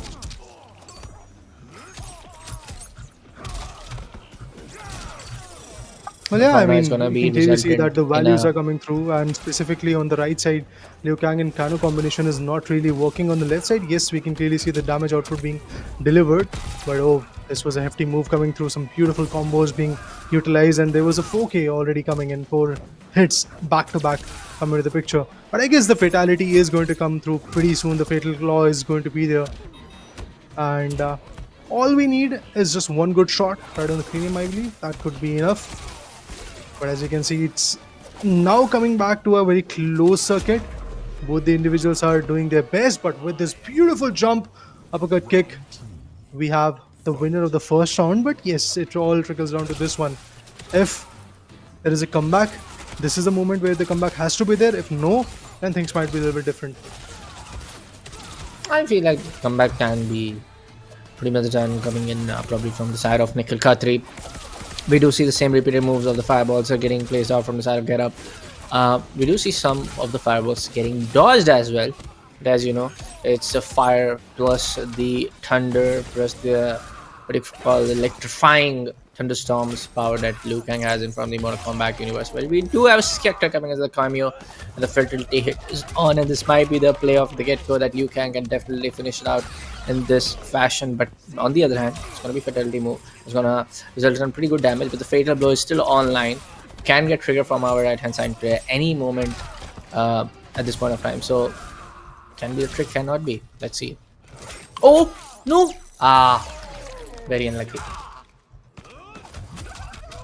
The last moment users of those combos are going to save the day. And we will go to round 3 for sure. Look at this, a massive win coming in from the left side. I was not really expecting that, but as you can see, it's a utter retaliation coming through. Now, it all comes down to the last round, as I said initially. Kano going for some heavy hits. yes. On the hindsight, the laser beam is also going to be efficient enough. The counters are going to be there, but as you can see, once again, the start was there from the left side, but the right side combination of the characters are really working. Let's see who's going to win this one, because it is the decider for the very first game of Mortal Kombat in the Alienware Gaming Saturdays today. But the combos that are coming in from the right side right now are not working with the left side individual. He's doing great. Yeah, at this point of time, Liu Kang on our left hand side definitely is able to overpower in this round number 3 towards our right hand side. So it's going to be not an equalized factor of LHS and archers at this moment of time. LHS is definitely overpowering RHS. Piyush Maru, he's the one who is getting that heavy lifting done in Duster. But lately, as you can see, even Piyush is faltering down. Let's see who's going to win, guys. It's all trickling down to these last few blows. Piyush versus Nikhil Khatri. Things are not looking good, and that's it, guys. Yeah. We have the win coming in the favor of Piyush Maru. Nikhil Khatri is going to go down for sure. He was able to win the second round, and even not just that, I believe even this third round was pretty close to him. He was pretty close to like winning this one. Although it was pretty interesting to watch that both the characters, be the cameo character or the main one, were pretty similar from both the sides, Liu Kang and Kano. The combination worked brilliantly for both the sides. The first round was in the favor of Piyush Maru, and he was somehow dethroned in the next one. But as we can see in the third round, finally, when it comes to having that last nail into the coffin, Piyush Maru is going to have that last laugh. Definitely a well played effort coming in from the first round itself. I mean, Piyush Maru was able to overthrow the side of Nikhil Khatri from the first round itself. So overly a really good play coming in from the side of Piyush Maru. But Nikhil Khatri also paved out till the end, and kudos to him for fighting off till the end. And his fighting spirits and the entire mindset was right on point. But our next matchup is going to be between the side of Ronuk Whitey facing down the individual named as Dattrax. Well, so let's see what kind of characters do they pick. I hope to see again a variation pick coming down in the Mortal Kombat one as well. Definitely, we would love to see some different characters coming through, because there are certain old OG characters that you can use. You can go for Johnny Cage combination, you can go for Scorpion as well. But of course, if you go for the new one, maybe the opponent is not going to read that meta. Maybe the opponent will take his own time to like decipher what you're trying to do, and by that time, when he has deciphered or maybe got a good strategy to play with, you could have easily be there with a good playstyle, a good lead in your name. For now, I guess we have seen what the cameos could be. The main characters, they have already been chosen. The cameos are also here. We have Scorpion and Smoke combination coming through, I believe. Okay. Now is the time probably where the combinations are going to get chosen. We have seen sector play a lot. We have seen other individual matches a lot. But guys, we have a slight change. The next match is going to be between Karan Sharma versus Pratham Vashisht. So these are the two other individuals that you're going to watch. With that, we dive into the competition pretty soon. Talking about the characters and the cameo characters, we have General Shao and Serena from the perspective of Pratham Vashisht, and Smoke and Serena combination coming in from one and only Karan Sharma. Yeah, let's see how exactly they particularly overthrow each other at the very first round, because we did saw a kind of a comeback, I would say, coming in from Nikhil in the last matchup when it comes down to round number 2. But for now, it's going to be the side of General Shah and Serena to take a lot of beating, and that's going to be Pratham Vashisht to get beaten down from the side of Karan Sharma in the first round of this particular matchup. Well, indeed, the range attacks are not working from General Shao. Although Smoke has to go up close, but he's still being efficient. And lastly, with the gambit, this guy was able to get it done. And as you can see, it's round 2 coming in. Karan Sharma definitely taking the lead. And once again, he starts off with a beautiful uppercut. And not just that, Serena with the combos. 6 hits back to back. There you go. Now it's 8. Impressive play. The other Serena is just not coming to the action. It's just General Shao swinging his axe, not yet being effective. But yeah, he has depleted some significant amount of HP. But back to back, the combinations from Karan Sharma are just working out brilliantly. Yep, 60 seconds as we approach towards the second round. This might be a win coming in. Karan Sharma even blockade all of the movement from the side of none other than Vashisht. So kudos to him.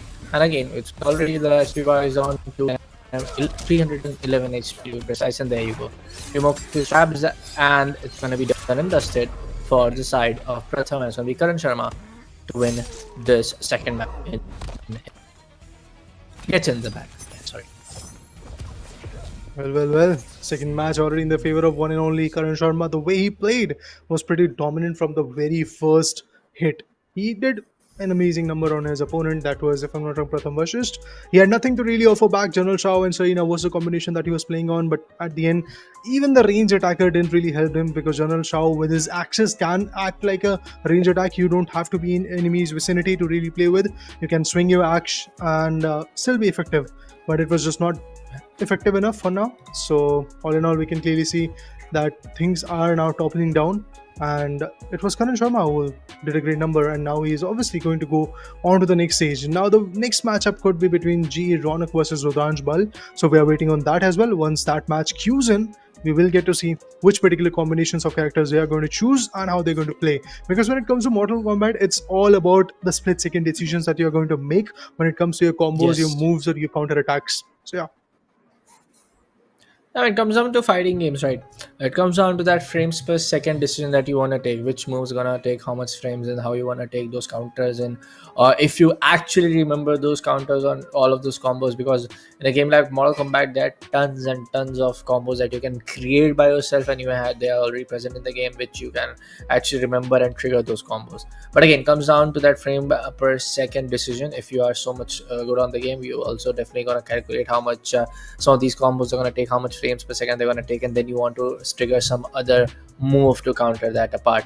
But for now, folks, yes, our next matchup is going to be between the side of Ronuk facing up the guy named as Rudran. So I'm definitely expecting another, I would say, a kind of like a matchup where both of the sides are very down to very pixel HP, and somebody just comes up with a really spectaculating move. Because hey, it's Mortal Kombat. Hey, it's all about fatalities, and hey, it's all about intestines and brains getting blown out on our screens. It's always fun to watch, man. It's always lovely to watch. And now looking at this arena, it could be the gateway being chosen or some other as well. So there is not a lot of things that you can talk about the arena, to be honest, as a caster's perspective. Yes, there is the beauty that you get from those views, but when it comes to games like Mortal Kombat, I don't think so the arena plays a vital role in terms of the gameplay. It does not really affect the gameplay. It obviously affects the visuals that you get, but when it comes to gameplay, I guess at that point you need to be efficient with your play style, your way of doing things, your split-second decisions, as I talked about initially as well. So let's see if all of that is going to be good enough from both the sides of G Ronak or Rudranj Bal. Well, I guess what we need to do is basically wait and watch how the game goes on from here. Yep.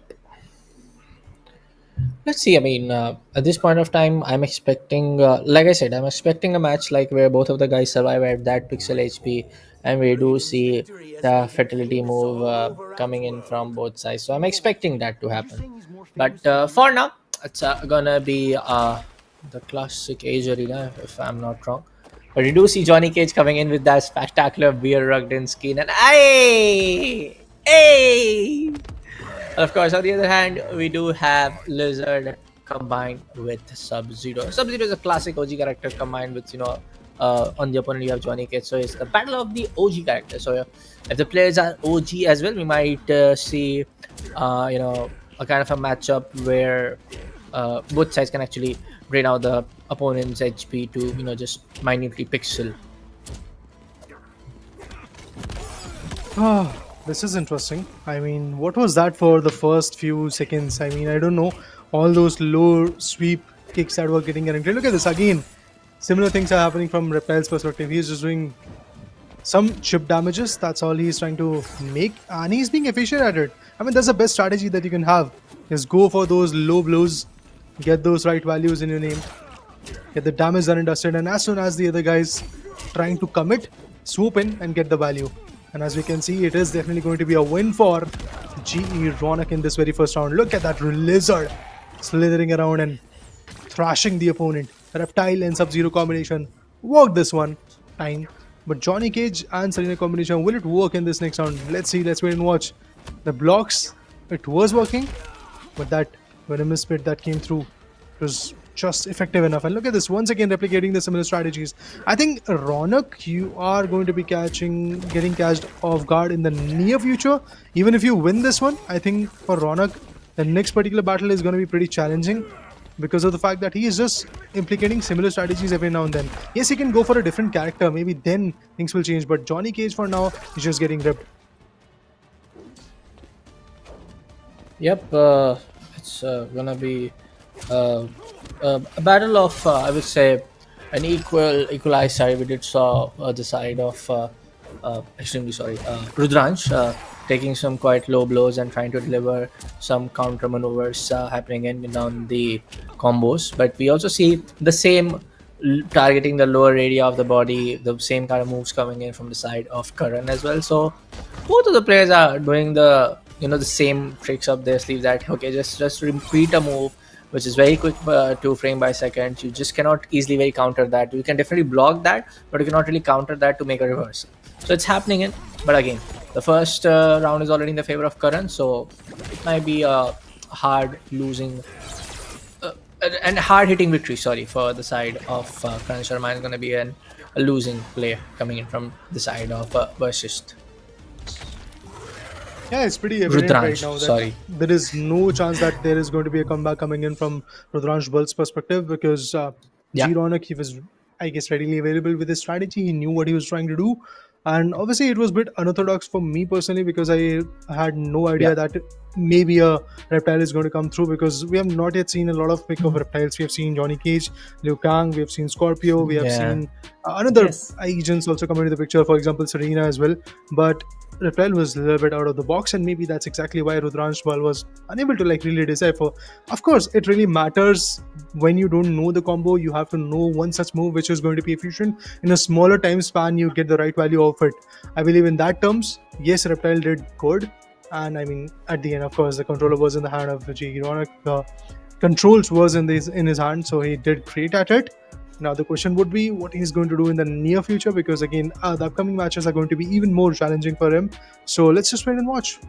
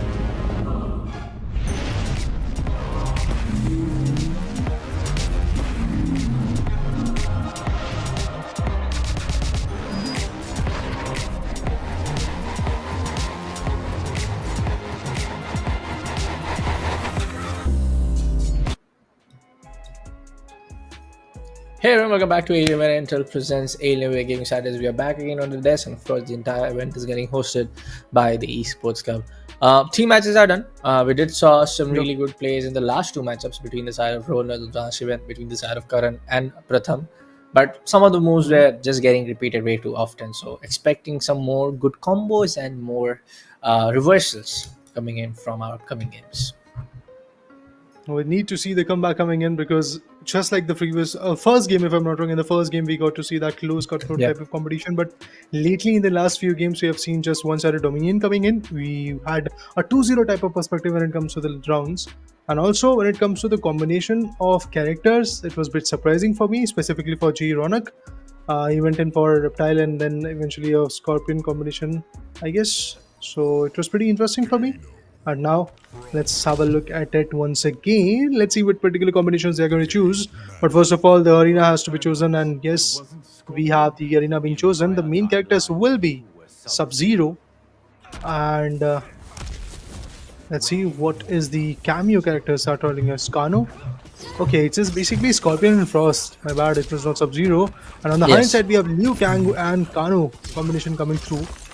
Okay, the Frost with the walls are definitely helping as a cameo character.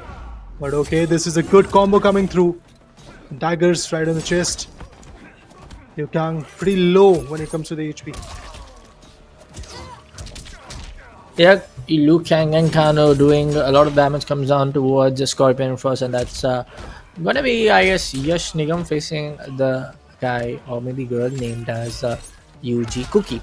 So yeah, UG Cookie is definitely doing a pretty good job of laying down blows towards their opponent. It's already down to 194 HP, 0.75 to be precise, and we see a great control coming in from these lag. But hey, we do see a reversal coming in, might be a counter, and fatal blow has been triggered up from the side of UG Cookie. That's it, guys. I don't think so. There is any comeback coming in from this perspective, from this side of Yash Nigam. It's basically a loss for him for sure. But this was the very first round. Maybe in the next round he's going to come back, which is going to queue in pretty shortly. So let's see if that is going to be the case. The counters are for sure coming in, for sure being efficient. Scorpion first combination so far definitely looks a little bit vulnerable, despite the fact that it's the range attacker that we're talking about. It's still not being that effective. Liu Kang and Kano combination, who is definitely something which is working out. And UG Cookie is efficient at it. Look at this, the daggers, then the headbutt, everything is working. And the usage of those cameo characters along with the main one is good. But this time, roles are being reversed. Look at this, UG Cookie getting shattered for now. But at the end, the final few blows are coming in from the other side. But this ultimate of a move didn't really work in. Yep, we was trying to go for the ultimate counter, the ultimate combo, but it's already done. It's gonna be UG Cookie to win out this matchup right against the side of Yash Nigam, and good set of moves, man. Compared to what we saw previously, good set of reversal at pretty good timing. So it was a very calculated play, and looked like yes, this particular player was definitely well experienced with the game. He knew what he was doing, he knew how he could have got that value, and the best part for me was the usage of those cameo characters. Because there are certain games where I've seen that cameo characters not being utilized at its peak, but this time it was not the case. We clearly saw that how beautifully a cameo character can be utilized. The Kano and the combination with that cameo character was definitely quite valuable, quite effective. With that, we'll have a short break, guys, and we'll be waiting for the fifth one to come in. So stay tuned.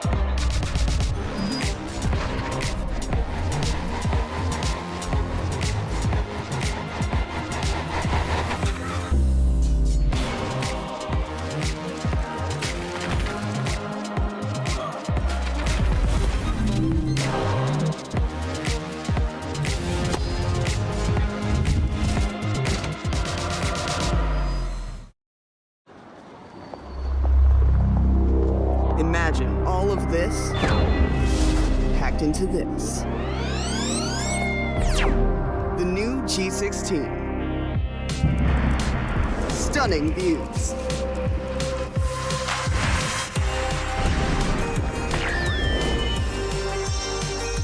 Advanced gaming performance. Top the leaderboard. Stay effortlessly cool.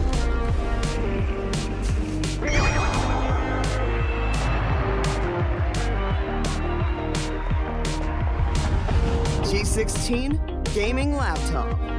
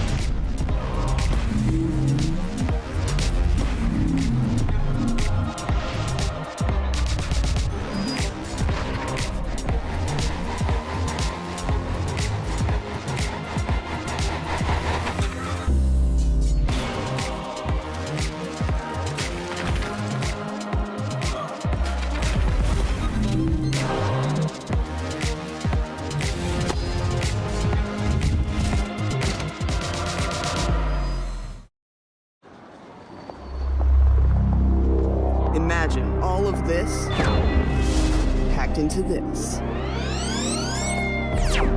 The new G16. Stunning views.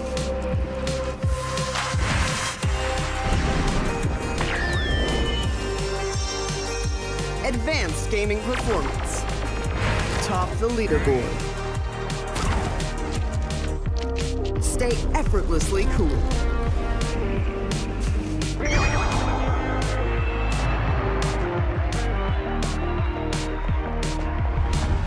G16 gaming laptop.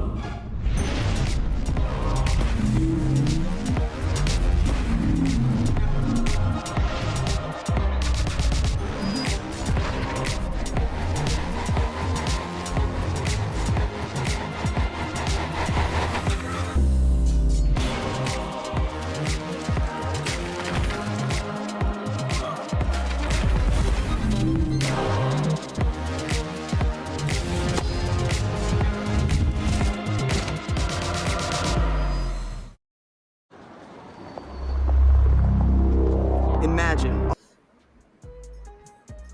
Well, folks, welcome back to the Alienware and Intel presents Alienware Gaming Saturdays, hosted by the one and only, the best in the business, the Esports Club. Now, it's going to be our time for match number 4, I suppose. 5, I suppose, which is going to be between the side of Akhil facing the guy named as Piyush.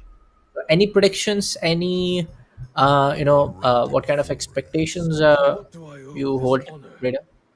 But I want to ask the first one, actually. What is your prediction? Who do you think was going to win by taking a look at their names? I think Akhil versus Piyush is something which happened in the back end. I believe Nitin versus Aditya is the matchup that we are going to witness. So, Oh, answering yes. to your question, Yes. it is going to be probably Nitin who's going to win. After seeing the agent composition, the Okay. characters to be precise, I have my doubts for that. Oh, there you go. I think, yes, I chose the wrong side. As Aditya Gehlot is definitely packing some heavy punches. But the cameo that is coming in from Jax, it is working and it worked for one beautiful move. But after that, not a lot of value came through. But Serena on the other corner. A combination of Serena with any particular character has always been fun to watch. Yeah. Let's see what's going to be the play coming in from the side of Nitin as he's playing on our left hand side. Right hand side, we do see the side of Aditya a lot. Right now, there'll be a lot of damage being taken from the side of Scorpion, and Sintel is almost out in the first round. We do see a little bit of Fatal Blow trigger getting used, but it's going to get countered from the side of Scorpion, and it's going to be Aditya to win the first round in their favor. Scorpion Serena combination for Aditya is definitely proving quite useful, quite fruitful to be honest. But Sindel, as I talked about Reptile, as I talked about some other characters as well, Sindel is yet another character. Even Jax for cameo roles is not that, I guess, benevolent of a force. We have not yet seen a lot of choices being made when it comes to these type of combinations, and it is pretty evident why that has not been the case. Because yeah, Scorpion is not that ranged attacker, but then again, even in the close range, it can bring in the right value. Even with the swings, even with the flames that he brings in, there's going to be a lot of value. But look at this, Aditya is just one combo away from his win. And now he just needs one hit, and there you go, down the leg. The hit comes through, and Aditya is going to win this battle between himself and Nitin. So yeah, a worthy win for him. It's obviously a 2-0, guys. Pretty one-sided dominion affair, I believe, because Nitin with that One-sided single affair, and Jax yes. combination, he had nothing to really offer with. He had no such brilliant moves coming in, no different tactics, no split-second decisions working in his way. So yeah, guys, it's a win for Aditya. Classic approach. Yeah, a classic win coming in for the side of Aditya, and this is actually maybe we want to see when it comes down to some of the newer players joining in for the side of Alienware Gaming Saturdays, presented by Alienware in collaboration with Intel and hosted by the Esports Club. Because the entire motive is to give a stage, give a platform, give a limelight to all of the new players shining out from the country, whether it's be Mortal Kombat, whether it's be Valorant, and the last season we did saw CSGO and AFC. So it comes down on how these players and these individuals come up, take their time out from their busy schedule. Of course, the registration is super free, and you can actually win around 10,000 worth of Amazon vouchers if you are able to win out in the Mortal Kombat, and 15,000 worth of Amazon vouchers if you win in the Valorant segment. So yeah, pretty good opportunity waiting down on your door. So all you need to do is make sure to follow Alienware and Intel, especially the Esports Club, on their social media handles, especially on Instagram, and make sure to check out when is going to be the next CT happening and on which particular date. Hey guys, every single Saturday we come here with the amazing IP presented by Alienware and Intel, of course, the Alienware Gaming Saturday. We try to see what the talent is there in each particular city, guys. So for that, make sure to go ahead and visit the socials. We'll be back shortly with the match number 7.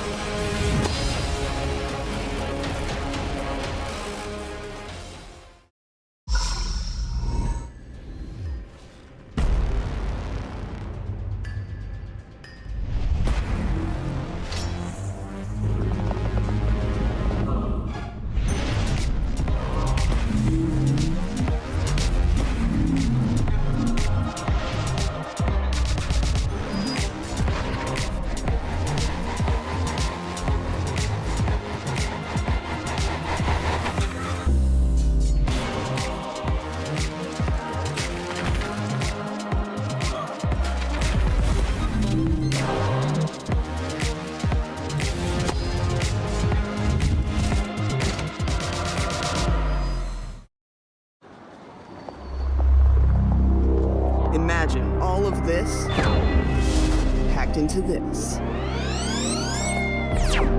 The new G16. Stunning views.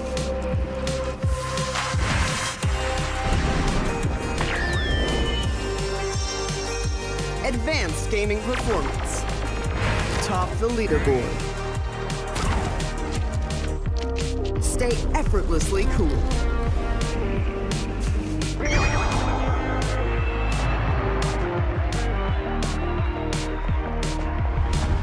G16 gaming laptop.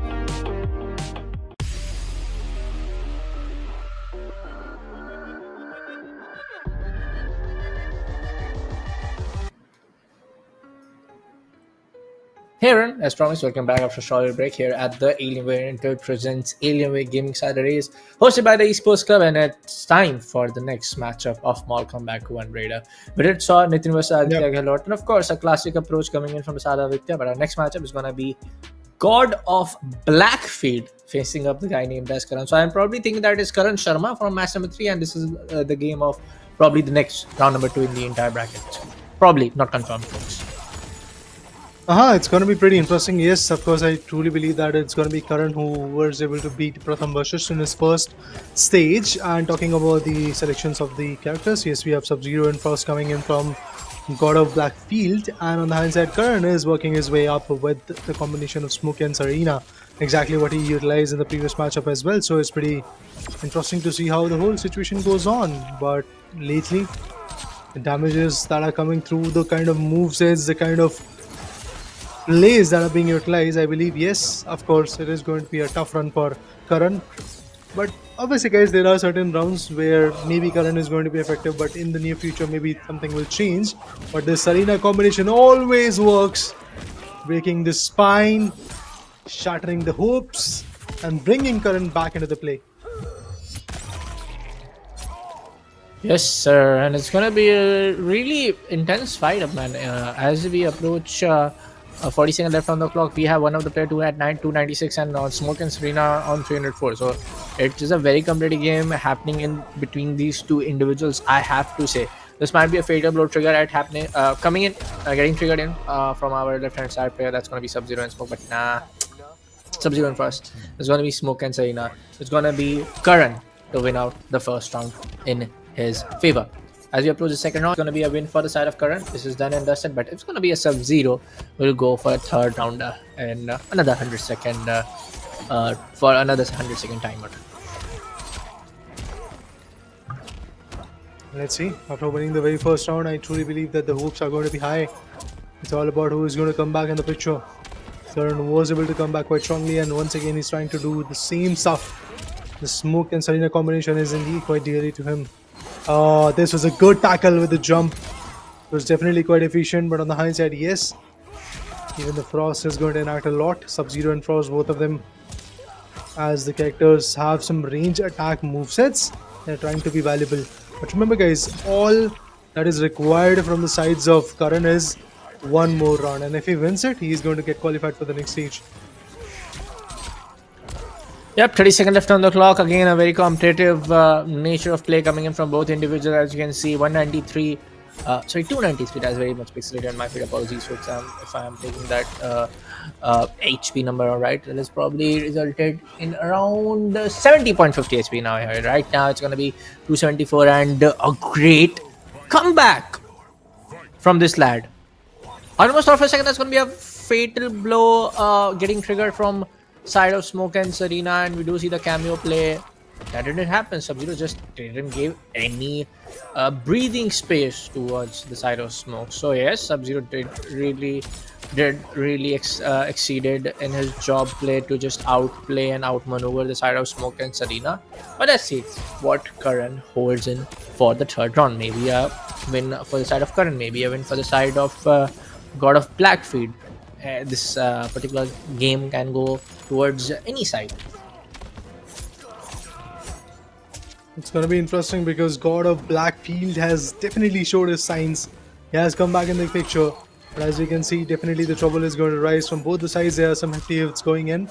Karan once again looks a little bit bleaker when it comes to his HP. As you can clearly see, he's down to like 174 of his own, which is not that effective, but every now and then the jumps are saving him. Not enough to completely put him away, or not enough to completely put him in the advantage arena. As we can see, Smoke with some hefty hits, but finally the freeze and the blow. It is going to work. 3 hefty hits, depleting 144 amount of HP. And finally, the Selena combination came through. But at the end, guys, it's done. Yes, we have the win, and it is going to be in the favor of God of Blackfield, as the Blackfield is summoning out here in the arena as well. So the win is clearly in the favor of God of Blackfield. Now he is definitely going to move on to the stage 3, where the trouble is going to be even more. But Karan, his reign of terror, his journey was till here only. I did a good play, I would say, from both sides. I mean, Karan did had the first round in his favor. God of Blood made a comeback in the second round. In the third round, it is not for the side of Karan. Did a good play coming in from both lads. But for now, first, we'll take a short little break here at the Alienware Intel presents Alienware Gaming Saturdays, hosted by the Esports Club. Don't go anywhere. Make sure you like the stream. Make sure to subscribe to the Esports Club. We'll be coming back right after a short little break.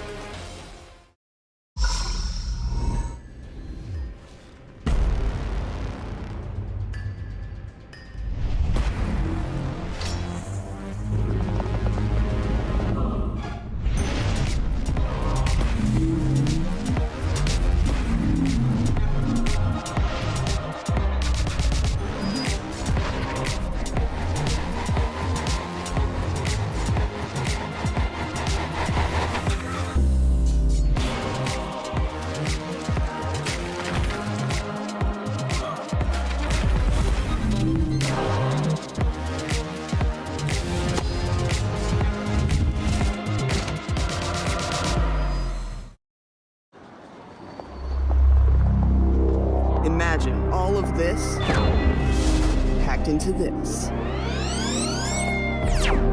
The new G16. Stunning views.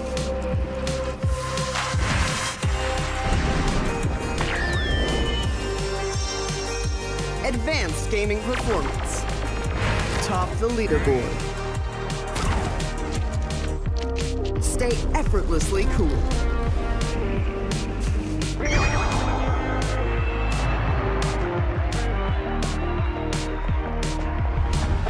G16 gaming laptop.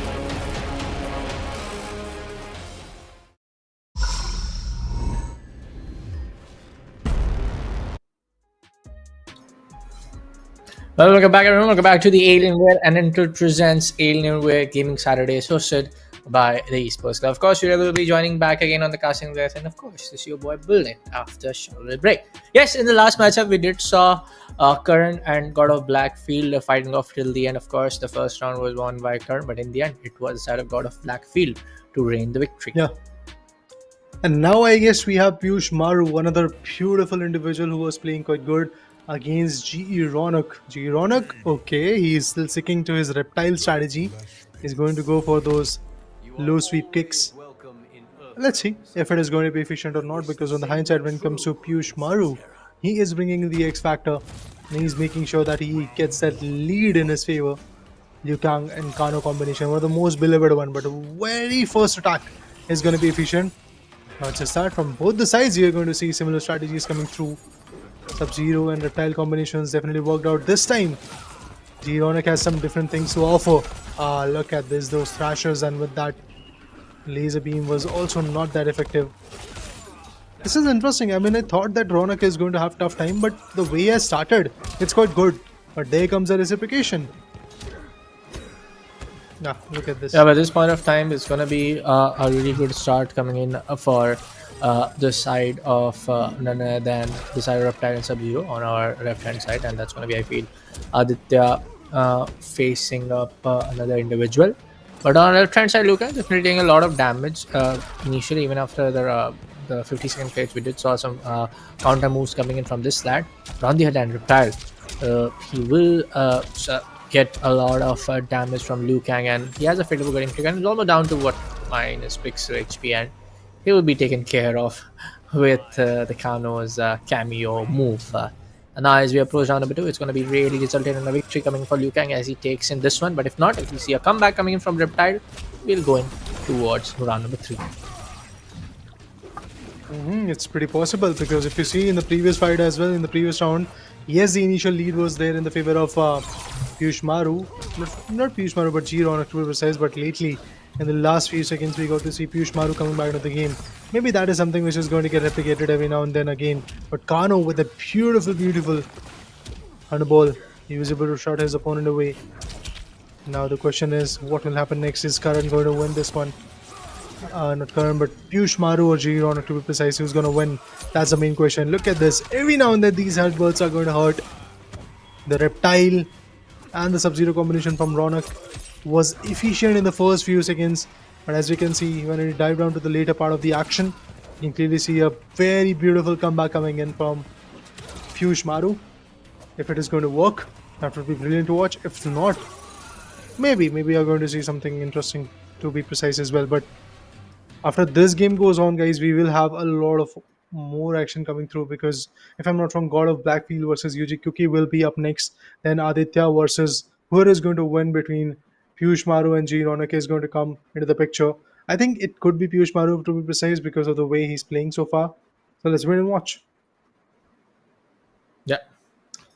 Of course, on our facing right hand side, we have Liu Kang, and our left hand side is gonna right hand side is gonna be Reptile. So we did saw the first round getting paved way, pretty much good for both sides. I mean, both of the sides were able to do some pretty good damage. Even the counter moves are coming in pretty good from the side of Reptile. But in the end, we did saw Liu Kang winning out the round number 1. So yes, we can see a little bit of counter, a little bit of the comeback story getting written off from the side of Reptile. But if not, it's done and dusted, because there are no loser brackets for Mortal Kombat as well.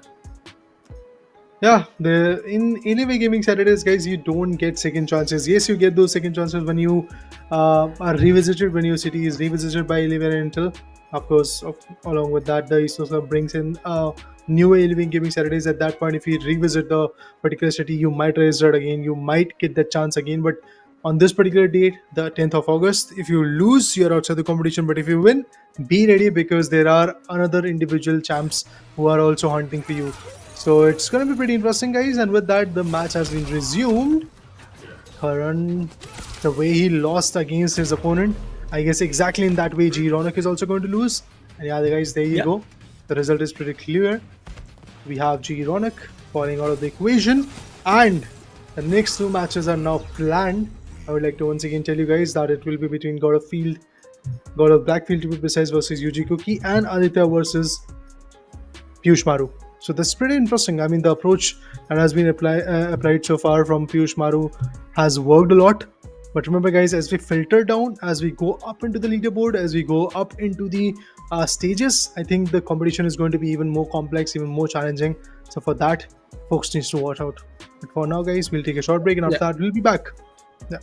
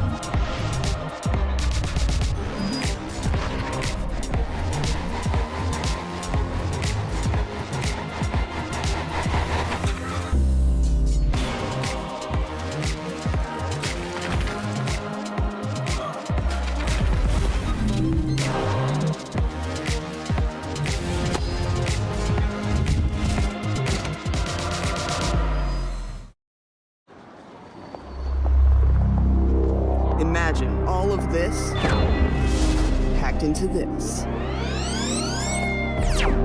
The new G16. Stunning views.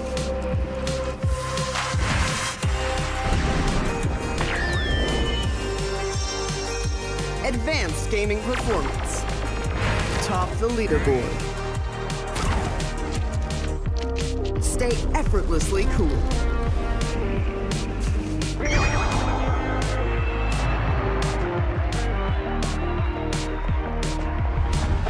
G16 gaming laptop.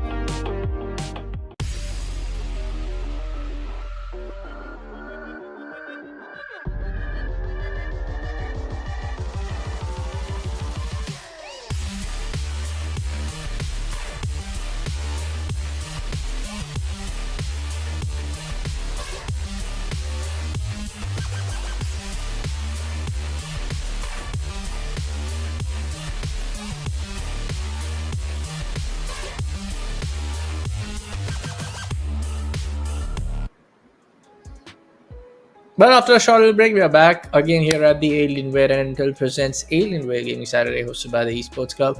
We just saw the last matchup between the Sarab Lord of Blackfield facing the player named as UG. He resulted in a very, very competitive spirit now, folks. And as you told Reda, after each and every round getting over, after each and every bracket seed getting over, the competition is going to get more fierce to watch. Oh yeah, there is no second guesses and there are no speculations in that, because every single stage it is going to tell their opponents. It is going to even showcase you as an individual if you are playing in this Alienware Gaming Saturday, that what you have to do and what you have to become in order to evolve, guys. This is God of Blackfield, which is thrashing his opponent Yuji Cookie away. But maybe things will change because it is just the start of this round 1. There can be a good retaliation. Sub-Zero and Kano combination on the high side. Liu Kang and Kano. On both the sides, we have Kano as the cameo characters. One of the most fruitful, one of the most efficient character that you can have with the headbutts and those daggers right in your body. It can hurt you a lot. But Sub-Zero and Kano combination is going to work. And let me remind you guys, it is God of Blackfield, which is once again having that advantage in his favor, which is having that lead, which is enjoying that lead, to be precise, in his name. Now the question would be, who is going to retaliate, who is going to pick up the pace now from here. As we can see, the trouble rises, and maybe it is going to be a win this time for Yuji Cookie. Let's see what kind of play we'll see, man, at this point of time. We do see Liu Kang coming in our right hand side, and he definitely wasn't able to capitalize so much in the first round itself, and we did saw Sub-Zero taking it away. So we might see some really complex combos if he or she is able to, but right now Sub-Zero is just giving her or him a zero chance to just just lay down the foundation and just going for those quick counters. It's just zero. Logging on this 5 HP, it's gonna be the side of Sub-Zero and Kano to finish off in style. It is pretty much one of those equations where you have nothing really different when it comes to a play style. Yes, God of Blackfield is going to win this one, and in a very efficient way, to be honest. With the Sub-Zero and Kano combination, he was absolutely on point with his play style. And Yuji Cookie, Yeah. yes, they were. Yes, I mean, that individual was able to come back a lot, but in this particular matchup, that's not going to happen, guys. And right here, Yuji Cookie's reign of terror is going to be over. We have, if I'm not wrong, our very first finalist probably. It is going to be God of Blackfield. As he progresses to the next particular stage, the target will be set. Now the question would be Aditya versus Piyush Maru, who's going to win? That's what the main question would be. But right now, folks, we'll take a short little break here at the Alienware and Intel presents Alienware Gaming Saturdays, hosted by the Esports Club. We'll see you after a short little break.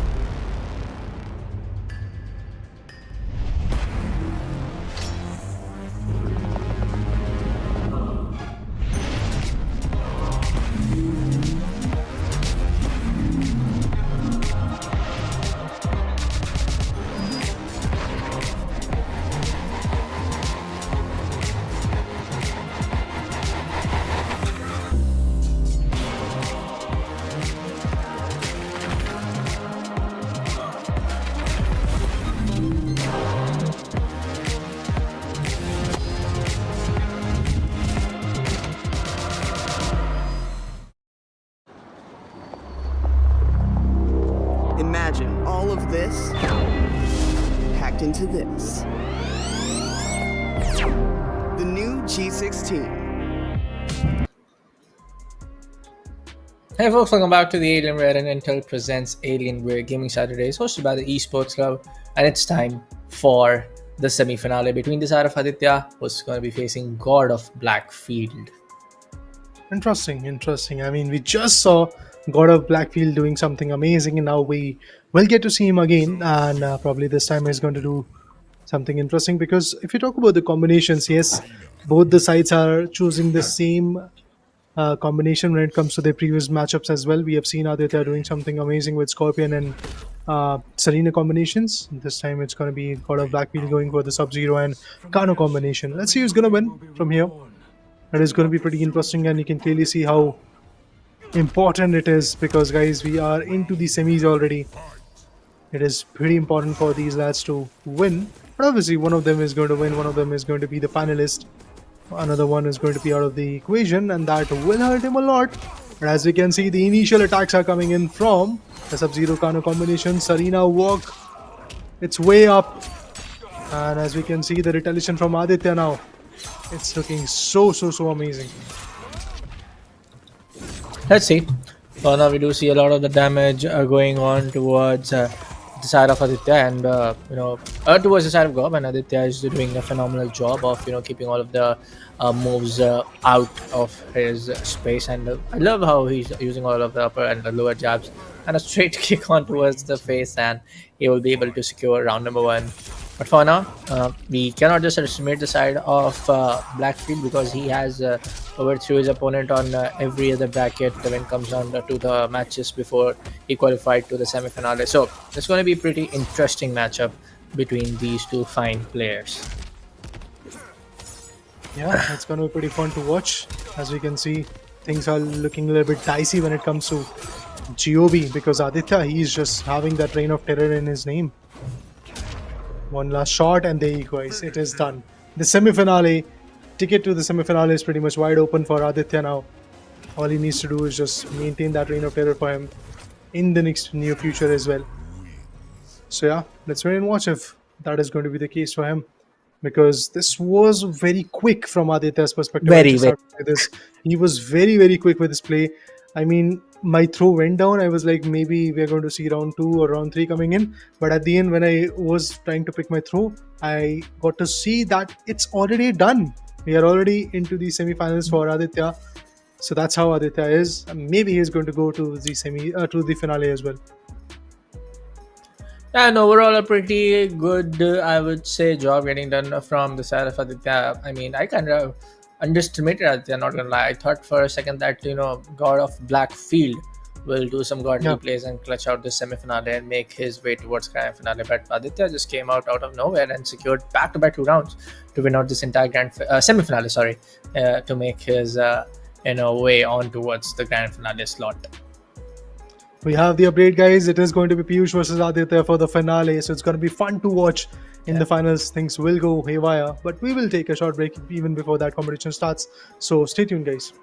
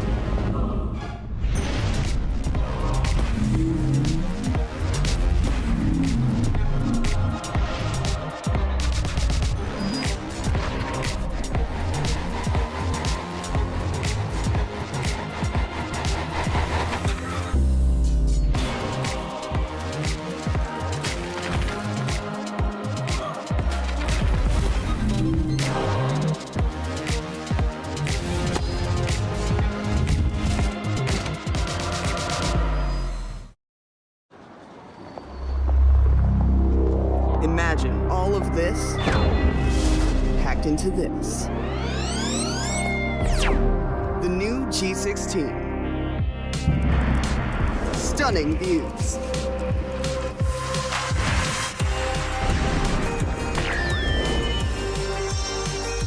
Advanced gaming performance.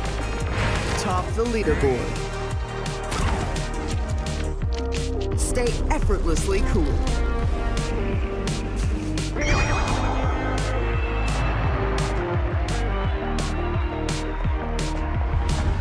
G16 gaming laptop.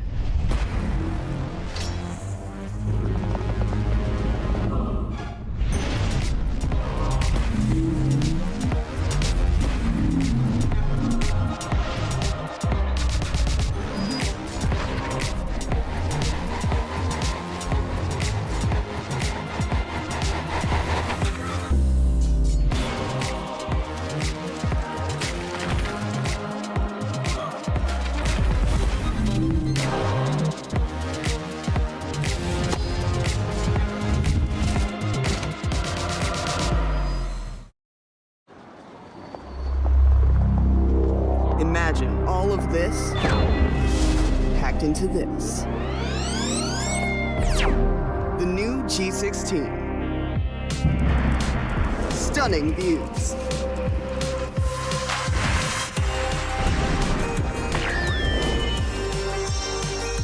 Advanced gaming performance. Top the league. Hello everyone, welcome back to the Alienware and Intel presents Alienware Gaming Saturdays hosted by the Esports Club. Where it's all the Valorant action, now it's time for the Mortal Kombat 1 segment's grand finale. And of course, it's going to be between the side of the one and only Piyush facing up Aditya. And on our left hand side is going to be Mr. Piyush, on our right hand side, Mr. Aditya. You could have abolished combat. Well, let's see what happens next, guys. Let's see who's gonna win. Let's see who's gonna lose, because this is the battle where you need to be on the upper hand. Yes. So let's see if there's going to be a patient or not. Because if you talk about the finalists, guys, both of them have done some heavy lifting in their own place. Piyush on the left side, Aditya on the right, as you rightly said. But Aditya once again is picking up the pace. Look at this combination of Scorpion and Serena. The way he is just piercing his opponent away. I don't know, man. Will Aditya make this one quick as well? Maybe. Yes, let's see what's going to be the play here at the grand finale. It might be a quick one coming in from Aditya. We have seen it happening in the semi-finale, but it's time for grand finale and things can get changed pretty much it. And Piyush is able to, not actually able to take a lot of the counters coming in. Aditya is doing a pretty good damage. Fatal Blow is going to be online and he's just barely surviving at 181 HP and both of the players are not gonna give out any breathing space to not lurk in and going for the major mistakes. But we do see a counter coming in. But for now, we will see all of the moves getting set back, and it's going to be a pretty good one coming in from the side of Liu Kang as well, and Scorpion's also on the 309 HP. So whoever triggers the Fatal Blow first and is able to do a successful counter, will win it. But left the Fatal Blow on the corner. It comes out for a break even, and the evasive move gets breaking apart. It's gonna be the side of Aditya to win out the first round. Well, this time the start was there from the other side, from Piyush's corner, as he started off in a good way. But as we can see, the redemption, the retaliation, it is clearly coming in from both the sides. We can clearly see both the sides struggling quite a bit. Aditya versus Piyush, or Piyush versus Aditya, whatever we want to call it out. Aditya in that particular picture is definitely leading as he has got the first round in his name. But this round could be the equalizing. Look at those fire spinning moves. Spinning kicks right on the chest. Okay, some counters. But remember, do not let Liu Kang in a close quarter spree, because then the cameo character can enact a lot. But with the help of Scorpion, as we can see, slowly but slowly, Aditya was trying to make some good hefty moves. Although it has not been that efficient, but as we can see lately, yes, the attempts are working in. One good move is needed. Scorpion is going for it. Not a lot of damage still. Both of them are like pretty close to 232 HP, 217 HP to be honest. So they are very close when it comes to their HP. But as we can see lately, Aditya is struggling quite a bit. This move can end it all, guys. We need one more hit. There you go. And that one more hit is here, guys. We have the champ of Mortal Kombat and the Alienware Intermission, the Alienware Gaming Saturdays, guys. And that is going to be Aditya. And this is the only game where I saw Aditya in a very iffy spot. Otherwise, Aditya had that reign of terror from the very first matchup, and he was just ending his games in a span, like in just some beautiful blink of an eyes. But now, as you can see, Aditya is the champion. He's going to get 10,000 rupees worth of Amazon vouchers. The runner-up guy who was there in the final, Piyush, he's going to get a chunk as well, and that is of 5,000 rupees worth of Amazon vouchers. So congratulations to both the lads. Yeah, big congratulations from my side as well, and from everybody who's joining the broadcast. Make sure to like the stream, make sure to follow Sports Club to check out all of the latest detail coming in for our next Alienware Gaming Saturday, which is going to happen next Saturday. Pretty obvious, But again, if it gets changing and the roster, the city gets changing, make sure to follow the Esports Club on their show so to get the latest details. A big congratulations again towards the side of Aditya for winning out 10,000 worth of Amazon vouchers. So guys, this was Bullet on the Desk. With me alongside was my dear friend Raider. You were watching the Alienware and Intel presents Alienware Gaming Saturdays, hosted by the Esports Club. We'll see you in the next one. Happy gaming and stay healthy.